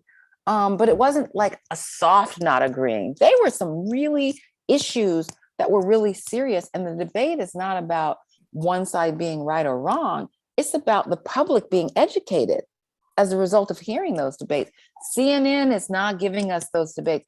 MSNBC is not giving us those debates. It's an illusion. So I would say, Scott, you when you talk about like the illusions of where we're at in general, our media is an illusion. Those stations that I just mentioned, and I used to be there, not too long ago, but I've learned, and it's pretty scary. So I would say that that's a big one for all of us, and on this call, and for all of you to even be on this call, taking your time, pass this on to your children, and have conversations with them about these conversations. Thank So you. I do have a hard stop, but oh my goodness, I just We'll let you go. We'll let you love. go. We love you, Bye-bye. See Oshala. you, sister. All Wow. right, God Thank bless you, you. everyone. everybody. Please do support. We're going to go talk about the Ungun Institute next. But again, We'll please, talk, Dr. Marty. Bye-bye. Yes. um, Bye-bye. Love you. so please support the Marin City Arts and Culture. I've put the link in, and I'll put it in one more time. We're going to hear all about the Ungun Institute, and we are going to conclude by bringing Dr. Brenda is with us. Dr. Brenda Wade is with us. We're going to talk about a very special program that we've added for tonight, and then we'll conclude with a prayer for peace. So we're going to go probably till 12 noon. Dr. Marty, if you need to leave before then, after we talk about Ungun, that's totally okay. And anybody else who needs to leave, we understand. But there's a lot going on, and the Global Peace Tribe expands, our events expand, and it just always takes a little more time than we originally planned. Well, Dr. this is, Marty, I'm sorry. yeah. Go ahead, Scott. Well, first of all, I love your 10 steps. Thank you so much. And I scribbled them all down in the chat box, and already somebody said, Scott, can you make a special video? So I will do that. And I'll get it over to Unify. Thank you for doing that, because that's what the show is about. And you, of course, everything that was said was important, but thank you for bringing us back to an intention that we had of, okay, these are specific things you can do. And it was very simple. I love that each one of those was simple to understand, not always simple to accomplish, but simple to understand. So thank you for that. My pleasure. And I went to gallery view because I like to see faces. And first of all, I do see Dr. Brenda in her beautiful blue this morning. Hello, sister. Good to be in this room, in this space with you this morning. Oh, and I see Christy Michaels. Oh my gosh. Hi, Christy. Good morning. Scott, I have to tell you, because you had me on this show, and we got to bring Christy forward here because you had I've me. spotlighted Christy and Dr. Brenda. So right Okay, now, I have it on gallery view on my screen right now because I just like to see everyone. That's where I really draw from the energy of it being inclusive to everyone. But I understand why you're doing what you're doing. But I have to just share that you had me on, I think a month and a half ago or so. Martin Luther King weekend. Okay. And Christy Michaels was listening in as she's doing right now. And she contacted me after the show. We have become the best of friends now. I mean, I'm going everywhere with this lady. Wherever she needs me to go, I'm going. It's a yes. We had fun. The joy factor went up big time. It was like, and that Oshala, she's one of my top lead ritual players with me. She and I have done many ceremonies together. Oh, I absolutely love it. When we bring you out here, we're going to go and do a ceremony at the Marin City Arts and Cultural Center, because that's where Mwanza sings. Oh my gosh, I should have known. And listen, and Mwanza called me yesterday. She says, darling, this is your auntie. Yeah. So I love it. Scott, you are creating the very thing, the very essence, Scott, of what you, the question that you ask of how basically can we be better together? Yes. That's the premise of who you are and what you have created with your platform. If they just look at what you're doing, there's the answer. Hear, hear. I couldn't agree with you more, Dr. Marty, because what I love about the grounding that Scott brings is the grounding is what connects all of us, which is our spirit. We are all, Hu means light and Man means being. We are light beings, and we have been in this hypnosis of separation and difference and who's bad, who's wrong. And yes, there have been perpetrators. Yes, there has been harm done. Yes, there's a brainwashing of 440 years of people who look brown and black are bad, and people who look so-called white, they're all pink actually, are good. And it's very important for us to go deeper. And you cut so deeply. I was listening to you. I was on the show all morning listening to you, Dr. Marty, and how you bring art. Art, Rudolf Steiner, the great German philosopher, said art is a window to the soul. But he got that inspiration from the African healers and shamans who would do singing and drumming and dancing as a way of healing. And indeed, art is the window to the soul. And Scott, I always have to just thank you from the bottom of my heart for holding the space, for creating this platform where this kind of energy, this kind of work can be done, because it's your gift to the world that you do this for all of us. And I just can't acknowledge you enough, because it is so unique. It is, I speak all over the world, and this is the most unique platform of any that I've had the privilege to participate in. So I'm very grateful.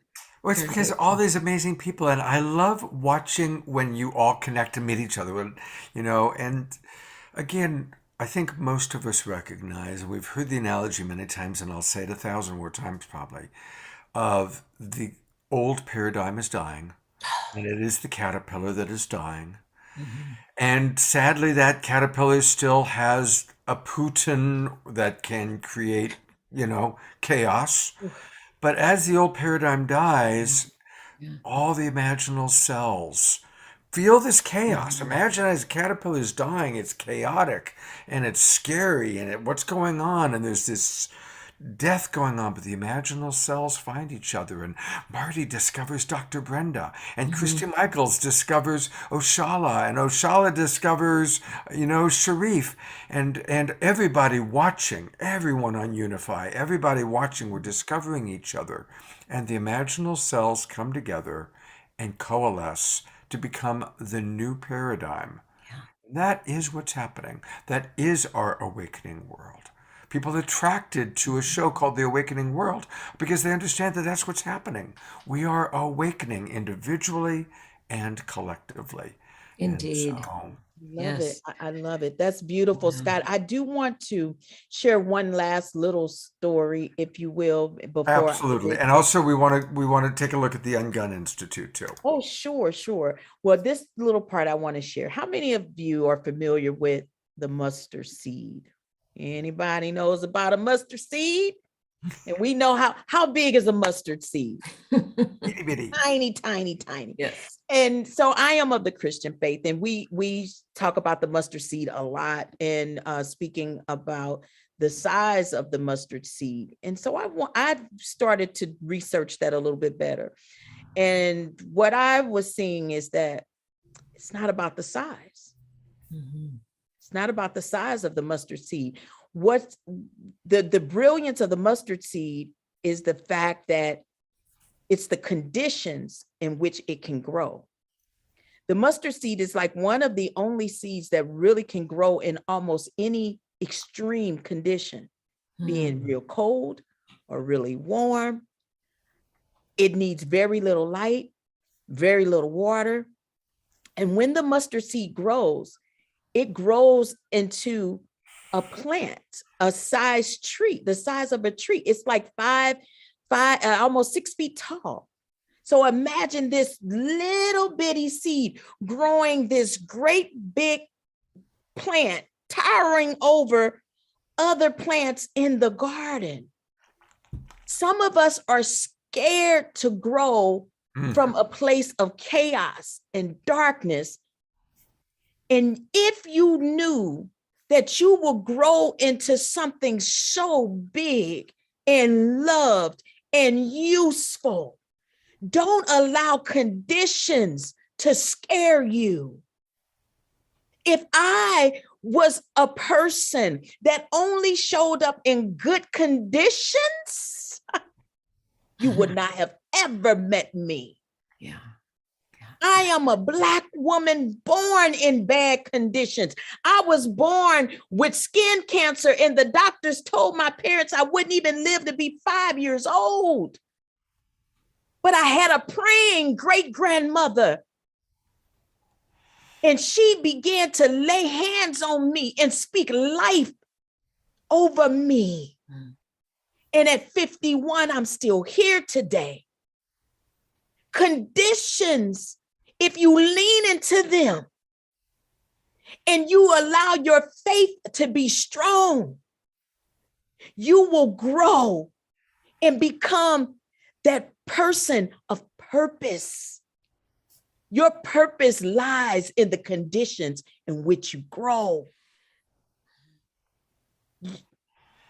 People of Ukraine will become one of the strongest people on this earth because of the conditions that they're leaning into right now.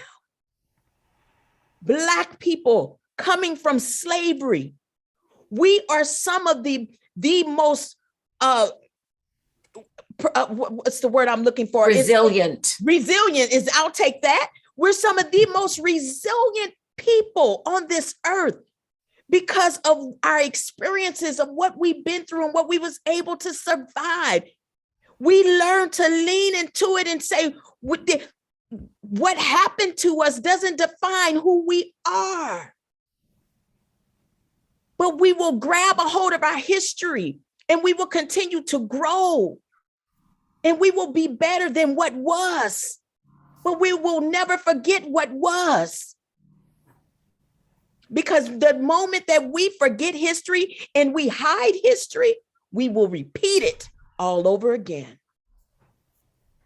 That is the very reason that I show up the way that I do, and I believe most people are the same. So I say to you, if you have the faith of a mustard seed, the faith of a little bitty seed, and you lean into the conditions, if it's dark, you be the light. You need water, who's pouring into you? Look around and see who's pouring into you. Is it Fox News? Is it CNN? Who's pouring into you? And if who's pouring into you is not what you need to grow, then you let your tears flow and you pour into yourself. You wet yourself. But you continue to grow. I want to leave with this last little thing, and this is it.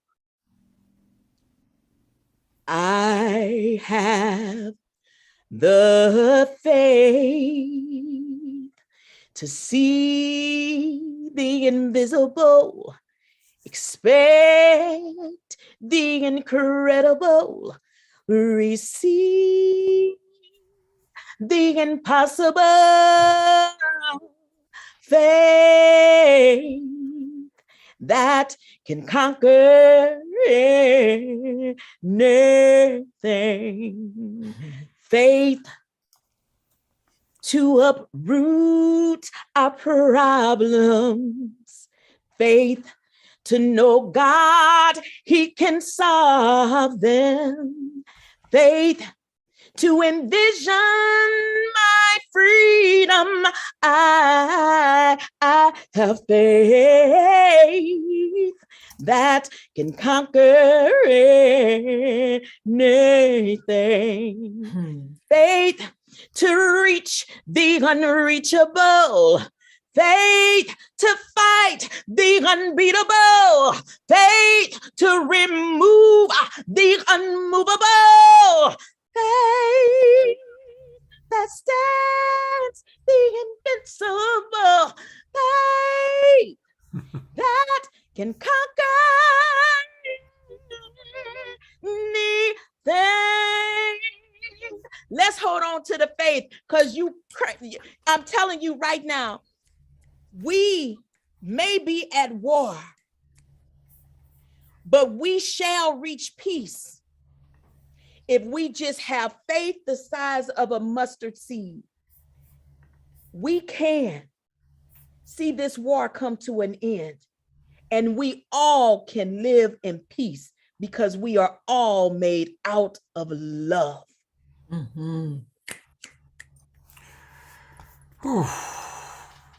Thank you, thank you, thank you. You're welcome. I know those notes were all over the place, but it was about the message. They pierce the heart. It's about the message. And I just want you all to remember the mustard seed. Hold on to your faith. No Thank matter you. what the conditions are, be the light. Allow someone to pour into you or pour into yourself, but just continue to grow strong. Amen. And thank you. Thank you, Everybody, Dr. Marty. and everybody, I do want to remind people we didn't talk about it very much today, but she has a beautiful organization called the Ungun Institute, which is all about disarming trauma. She works with young people applying her incredible skills as an actress, singer, as an activist, supporting her community, supporting people. So please go to the Ungun Institute. You can donate there. You can learn all about her work she's doing there and click contact. And then when you click contact, you can put in your name, your email address, so Dr. Marty can start, gathering your information and let you know about the wonderful work she's doing. Dr. Marty, God bless you 1,000 times. Thank you so much. Thank you. Before I bring on Dr. Brenda, we're going to go from Dr. Marty to Dr. Brenda. I want to read a few of the comments that have come in, and I really want to thank everybody watching on Facebook and on Unify. And there are always so many comments in our Zoom room and Unify, and I can't get to all of them, but there are a couple that I just want to kind of acknowledge the people watching around the world. And Dr. Brenda, I don't know if you heard, we have people, especially on Unify, from all over the world. I People did from hear. I've been Croatia, with you since Spain. before you started this morning. Oh my God, well, bless you. Then you heard that. And I just love that. It's incredible. That's our global family. And you've given birth to this possibility for all of us to connect. And do we need that connection right now? We need it so desperately We that do. we start to experience ourselves as one family. Because there's only one race, the human race. We like are me. the Global Peace Tribe. Yeah. We are the Global Peace Tribe. So a couple of comments. Marseille Marquis writes, your purpose lies within the conditions from which you grow Mhm. is so powerful. Mhm. And we do need one another to bear witness to our spirit of survival. Thank you. Shaban Lennon writes, I love this. I was guided to listen to this. Love and the faith of the mustard seed is fantastic. Thank you in Jesus' holy name. And again, so appreciate the people of all faiths, all races, all cultures. Sue, these are all people watching on Unify. Sue writes, when we have mixed bloodlines, we are obliged to integrate the energies involved in order to arrive at a healthy state of oneness within and around us. Deep insight. That's Isn't that a beautiful. profound That's beautiful. statement? And then she concludes, which is true, this involves deep inner and outer trauma work. And I know, Dr. Brenda, you and I as coaches do a lot of that work. And then finally, there's a beautiful story about a child. And this comes from Jeka. Oh gosh, I'm not going to pronounce it properly, probably. I think she's Croatian. Jeka Kromja. She writes, my child at the age of 3 did not accept to join her fellows in the kindergarten to bully another child. She told me, quote, Mommy, I don't like when many people torture another. Imagine at 3 knowing the word torture. So if a child at the age of 3 can make decisions and stay ahead of the herd, also everyone else has the power to say no to the bad decisions, even if they are being made by their own family members. Wow. So thank you, everyone, and thank you to people who wrote in comments and joined us that I haven't had an opportunity to publicly acknowledge, but every one of you watching, including all of you watching the recording, more and more people are watching the replays on YouTube. Last week, we had over 5,000 views on one of our shows on YouTube. So more and more people are learning about us and watching us, and all of you are precious. So thank you. And everyone, Scott, I hope imbibing this energy this energy of interconnectedness, this energy of oneness, that there's no way forward for us as a humanity, even for our planet, unless we can embrace this oneness. So thank you for bringing that in. And what Dr. Marty just did, that beautiful song about faith, to have faith that together, all of us opening our hearts, all of us opening our minds, this is the key. This is the key. And to become better educated, better acquainted, better connected. There are so many ways to open more space intellectually, the heart, spiritually.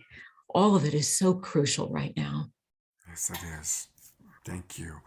And we have one more opportunity this weekend to continue our education, to continue to learn.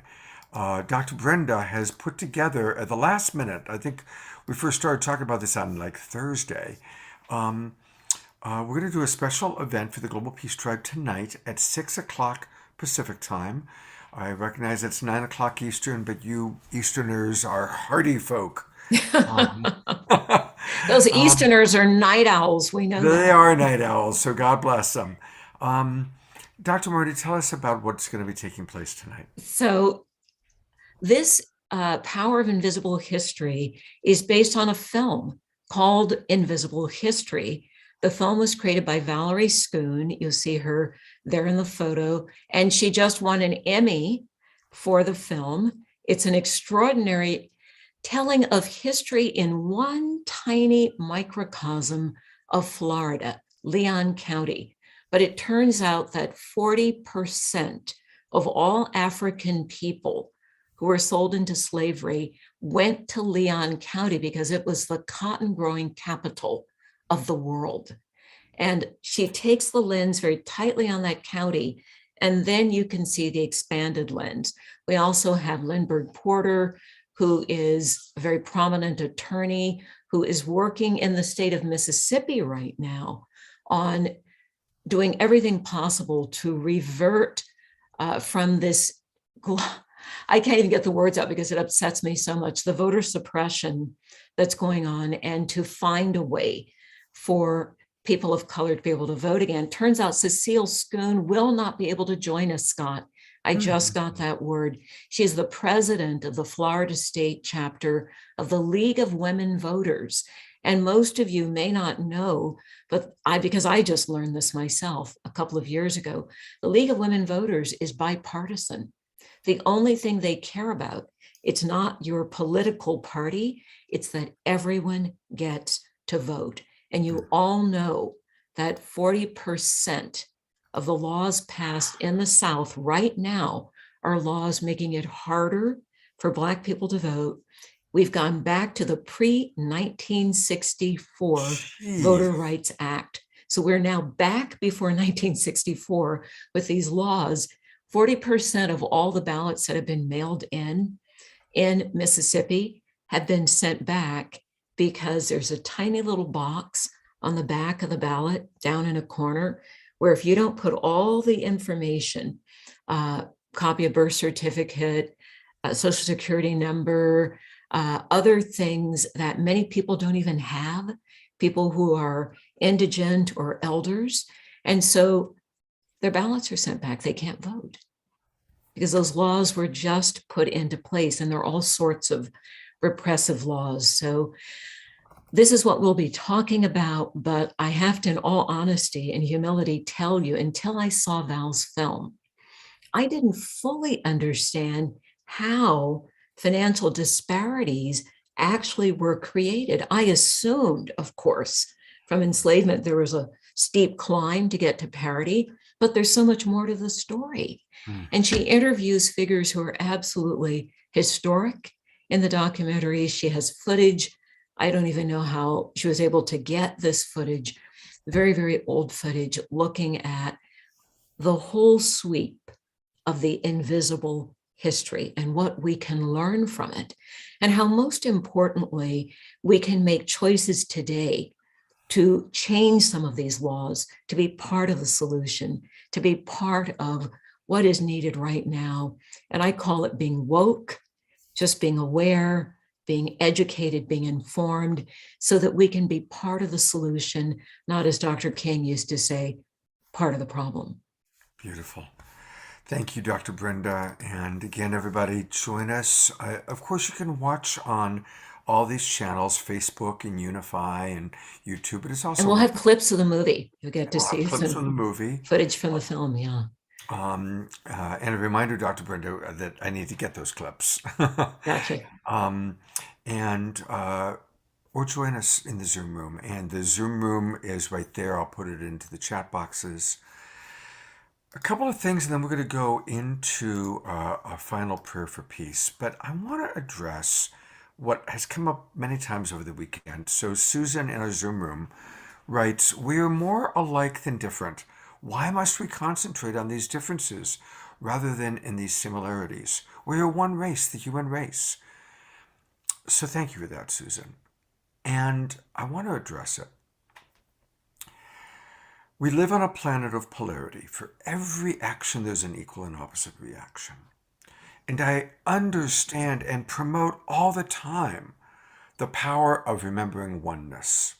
And so that's one end of the scale. Yes, we do need to remember that we are all one humanity. But the other end of the scale is celebrating our diversity.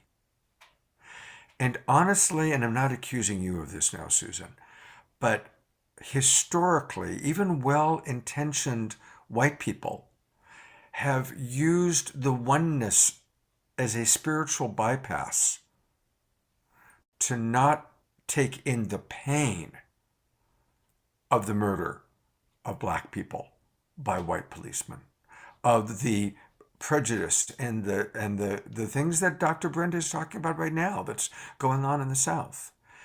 And so we need to find, as the Buddha said, always take the middle road. So we do need to honor and acknowledge our diversity and our differences, while acknowledging that, yes, at the biggest level, we are all drops in the ocean of God, or however you want to look at it. But it is important for us, especially speaking as a white man who's been privileged, not to use my fundamental appreciation of the oneness of all to bypass the painful reality that other people experience, that I might even be supporting by certain choices that I make that are more comfortable or more convenient, or just what I know, or just what I was raised with. And so that's why we have these conversations. That's why on the Awakening World, yes, 1 week we're talking about oneness, but at the same time, we do need to talk about social and racial justice, right? There's work to be done. And yes, let's abide in the remembrance of our divinity and that we are all one with God.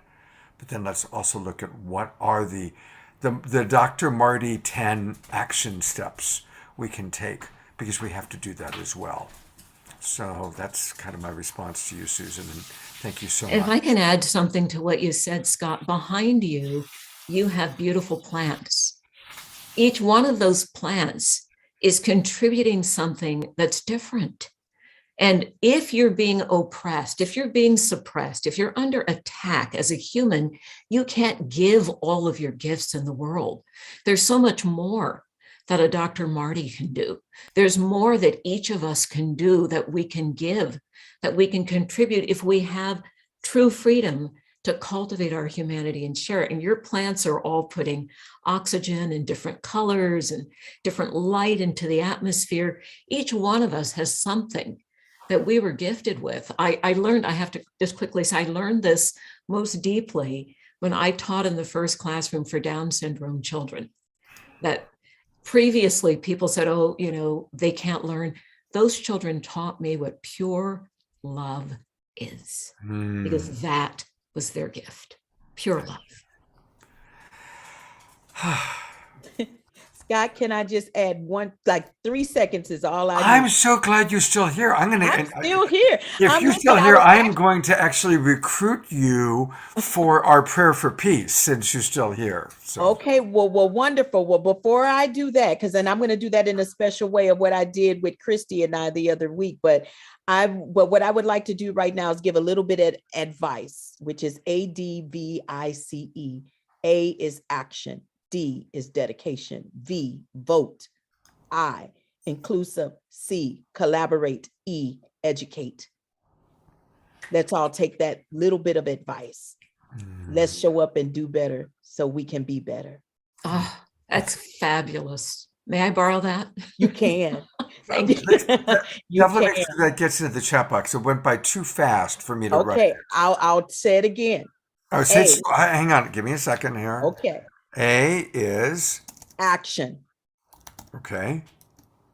D, dedication. V, vote. I, inclusiveness, or be inclusive. Right. C, collaborate. That's what you do so well, Scott. He's the king. He's the king of collaboration. We're gonna get him a t-shirt, king of collaboration. Collaboration. All right. E, educate. Beautiful. Thank you. We got him in. All right. All right. Those are beautiful. Thank you. So now, if you're ready for the prayer, tell me when.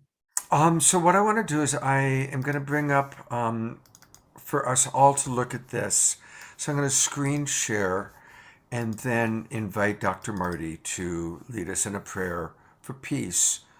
And of course, we want peace for our world. But again, I do want us to especially send peace to everybody impacted Ukraine. I have so much compassion for the Russian soldiers that got duped into this. These kids who thought that they were in a training exercise, and all of a sudden they're being asked to shoot and kill their cousins and their close family members, because the Ukraine and Russia are their cousins, and they don't want to be there. So, this is peace for Ukraine. To me, means anybody who is impacted by Putin's war. And I hope that it goes down in the history books as Putin's war, because as best as I can tell, he's about the only person who wants this to be happening. Absolutely. Power and privilege equals war. So go ahead, Dr. Marty. I turn it over to you. So, thank you. So what I would like for us to do right now, I want to be inclusive. I can't teach something that I'm not willing to do. So I'm going to ask everyone right now to use the chat. And I want you to go to the chat and I want you to add one word to the chat for this war, for Ukraine, for peace on earth, for us to be better and to do better. And I will take your words and collectively in this collaboration, place it into prayer form. So if I can ask everyone right now, as we begin to see the words coming through, dear Heavenly Father, we come before you, oh God, and we come together as one, as we have been speaking about and praying about today. We know where 2 or 3 are gathered, that you shall be in the midst. And we understand that although I may be praying as a Christian woman, wherever you are so led through your prayers and being channeled from right now, I ask you to just be in touch with that right now, right where you are, because we are praying for humanity and we are praying for reunification.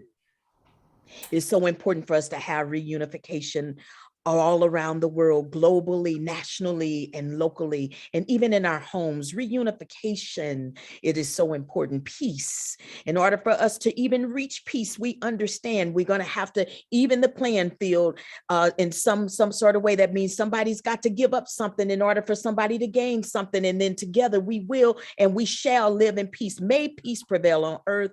And we understand that even with forgiveness, that's a place where we can start right now today. I ask that you forgive anyone who has caused any harm intentionally or unintentionally against you or your family. Even forgive yourself. There are some things that we are holding on where we have not even forgiven ourselves. And so therefore that block doesn't even allow us to be channeled for the forgiveness to flow in and outwardly through us to forgive others. We must live at a place where we will see peace on earth in order to leave a peaceful earth with the bees and the trees and the water and everything in between for our children and our children's children. We must see peace on earth and be together in doing this. It has to be bigger than one person, bigger than one nation. It has to be, the oneness has to be who we are, unified together on this earth. And therefore, I believe miracles will fall. Miracles will fall. We can create miracles right now if we just love thy neighbor. If we love thy neighbor, some of us are living next door to people we've been living next door to them for years, and we don't even bother to speak. We don't even know their names anymore. Let's start creating those miracles, because we know that through those miracles, and if we're able to keep the faith, if we're able to just keep the faith, we will see peace on earth. And I know that we can do that because we are compassionate people.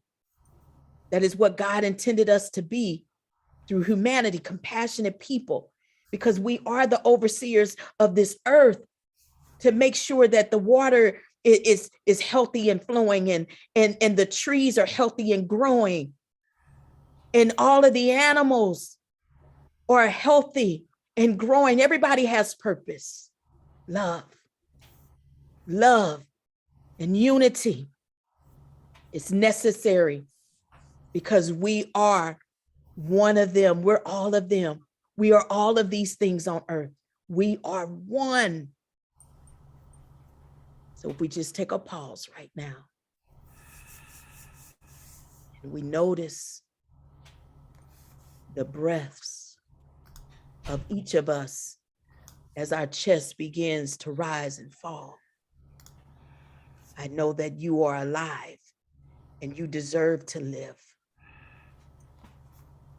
And I know that we can choose to love one another, because when our eyes are closed, we see each other the same. Sometimes our eyes being open, it fails us because we start to zoom in on things that's not necessary to see.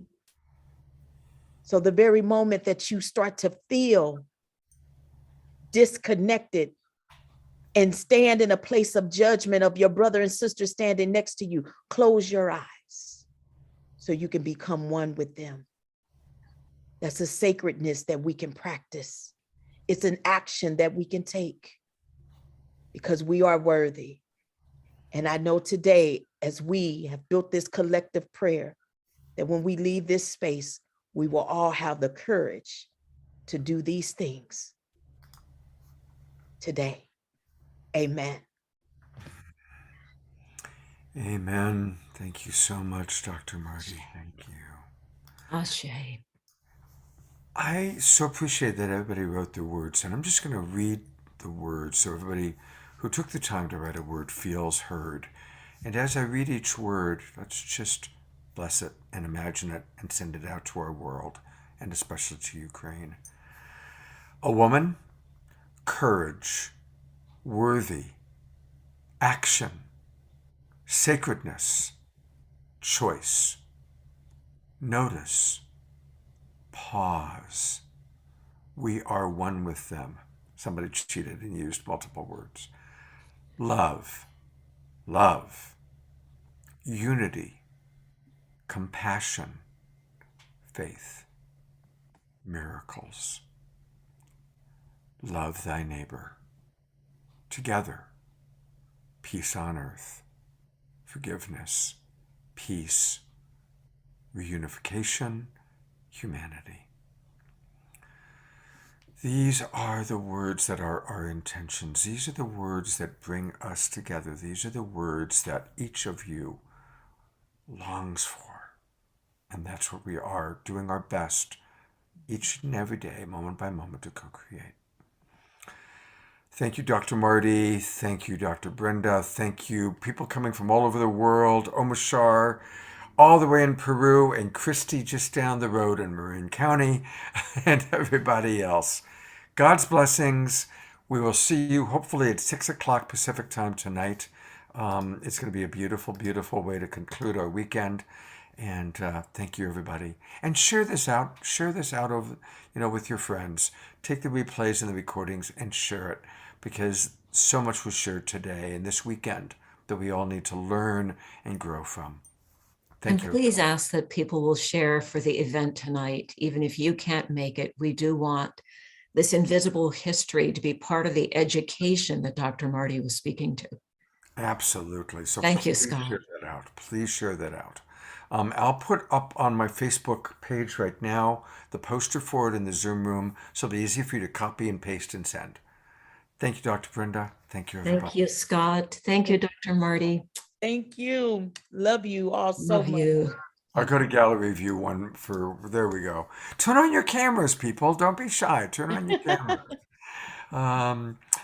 So then thank you, Dr. Nana Queenie. Queenie is with us. There we go. People are turning their cameras on. There's Anna and Deacon Jen, Mark Schneider, Melinda, Shoshana. Thank you. Thank you. Susan, Parjanya. Thank you, everybody, for being with us. Thank you, Dr. Marty. Oh, God bless your soul. Deacon, thank you so much, Jen. You have been so awesome and beautiful in the chat. Thank you so much. Blessings to you. Reach out to me learned anytime. a lot on this live, and we should have more of these connections with each other. Scott, 'cause someone we're is all asking if family. you can put the info in the chat. Okay, I will. So I'm going to go back to, go ahead. I'm going to go. Absolutely, Jen. You make sure you stay connected with me. You have such a sweet spirit, and whatever I can do to be in a space with you again, I would try to make that happen. Yes, surely. And Melinda, Melinda's praying right now. I noticed you the entire time as well. And my spirit is being drawn to you right now. I just want to ask, is there anything that you would like to share of what this experience has been for you today?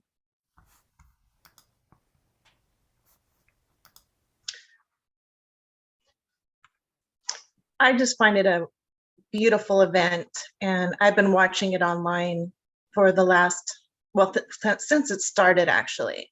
And I just want to, I guess, grow with people and know more. There's just a strange time. It's going to be a new world soon. So I think the more togetherness we have, the better off we'll be. Hear, hear. Yes, thank you. Thank Very you for wise. sharing. Thank you for sharing. And Scott, I know that you're trying to wrap it up and we must go, but my spirit is just calling to just ask if there's anyone before we release, that it may be something that they need to say, again, honoring who we are and what we've shared. It's not necessarily being in agreement, but we want to respectfully keep the space in an energetic, positive field. So, but if there's someone that would like to come forth, because my spirit is just pulling on me in that healing space, saying that there may be someone that just need to say something, that today you received a place of healing. Today you've gone a little higher. Today the light is shining a little brighter. Is there anyone that we can end with that would like to share? I can. Yes, Terry. I just want to say you really healed me. I've been very depressed for the past few days. Thank you. Thank you so much. Thank you, Terry. Bless you. Thank you. I really like to talk about the ancestors. I was adopted and I did my ancestry DNA, and I came back with so much African American, European, and my dad's cousin was actually from Memphis, Tennessee, and she's a doctor as well. And I've been following her footsteps. So as a deacon in my church now, she was as well. It's just been a great journey, and I cannot be any more happier. My goodness. Thank Blessings, you. That's blessings to all. beautiful. Blessings. That's what I'm feeling right now. I felt a shift. I felt that, and I just wanted to acknowledge that because we build together. This is not just us being on here, being some talking heads. We're on here because we can build together. And I appreciate you all pouring back into us by sharing what has transformed with you in these last couple of hours. Scott, you should be smiling from the inside out because, sir, this is what it's all about. And you have created this safe space for this to happen. Blessings to you, Scott. Yes. Amen. Thank you. And I need to go eat. Bless your heart. Probably most of us do. Yeah. And I've got 2 more sessions this afternoon, and then, of course, the show tonight. But I do love each and every one of you, and it's great to get to know many of you. It's wonderful when you turn your cameras on and interact because we see your names. And again, we're all part of this global peace tribe coming together. So thank you, everybody. Thank you, Scott. I We'll love see you at you. 6 o'clock. Praying for See you, you Terry. later. Blessings.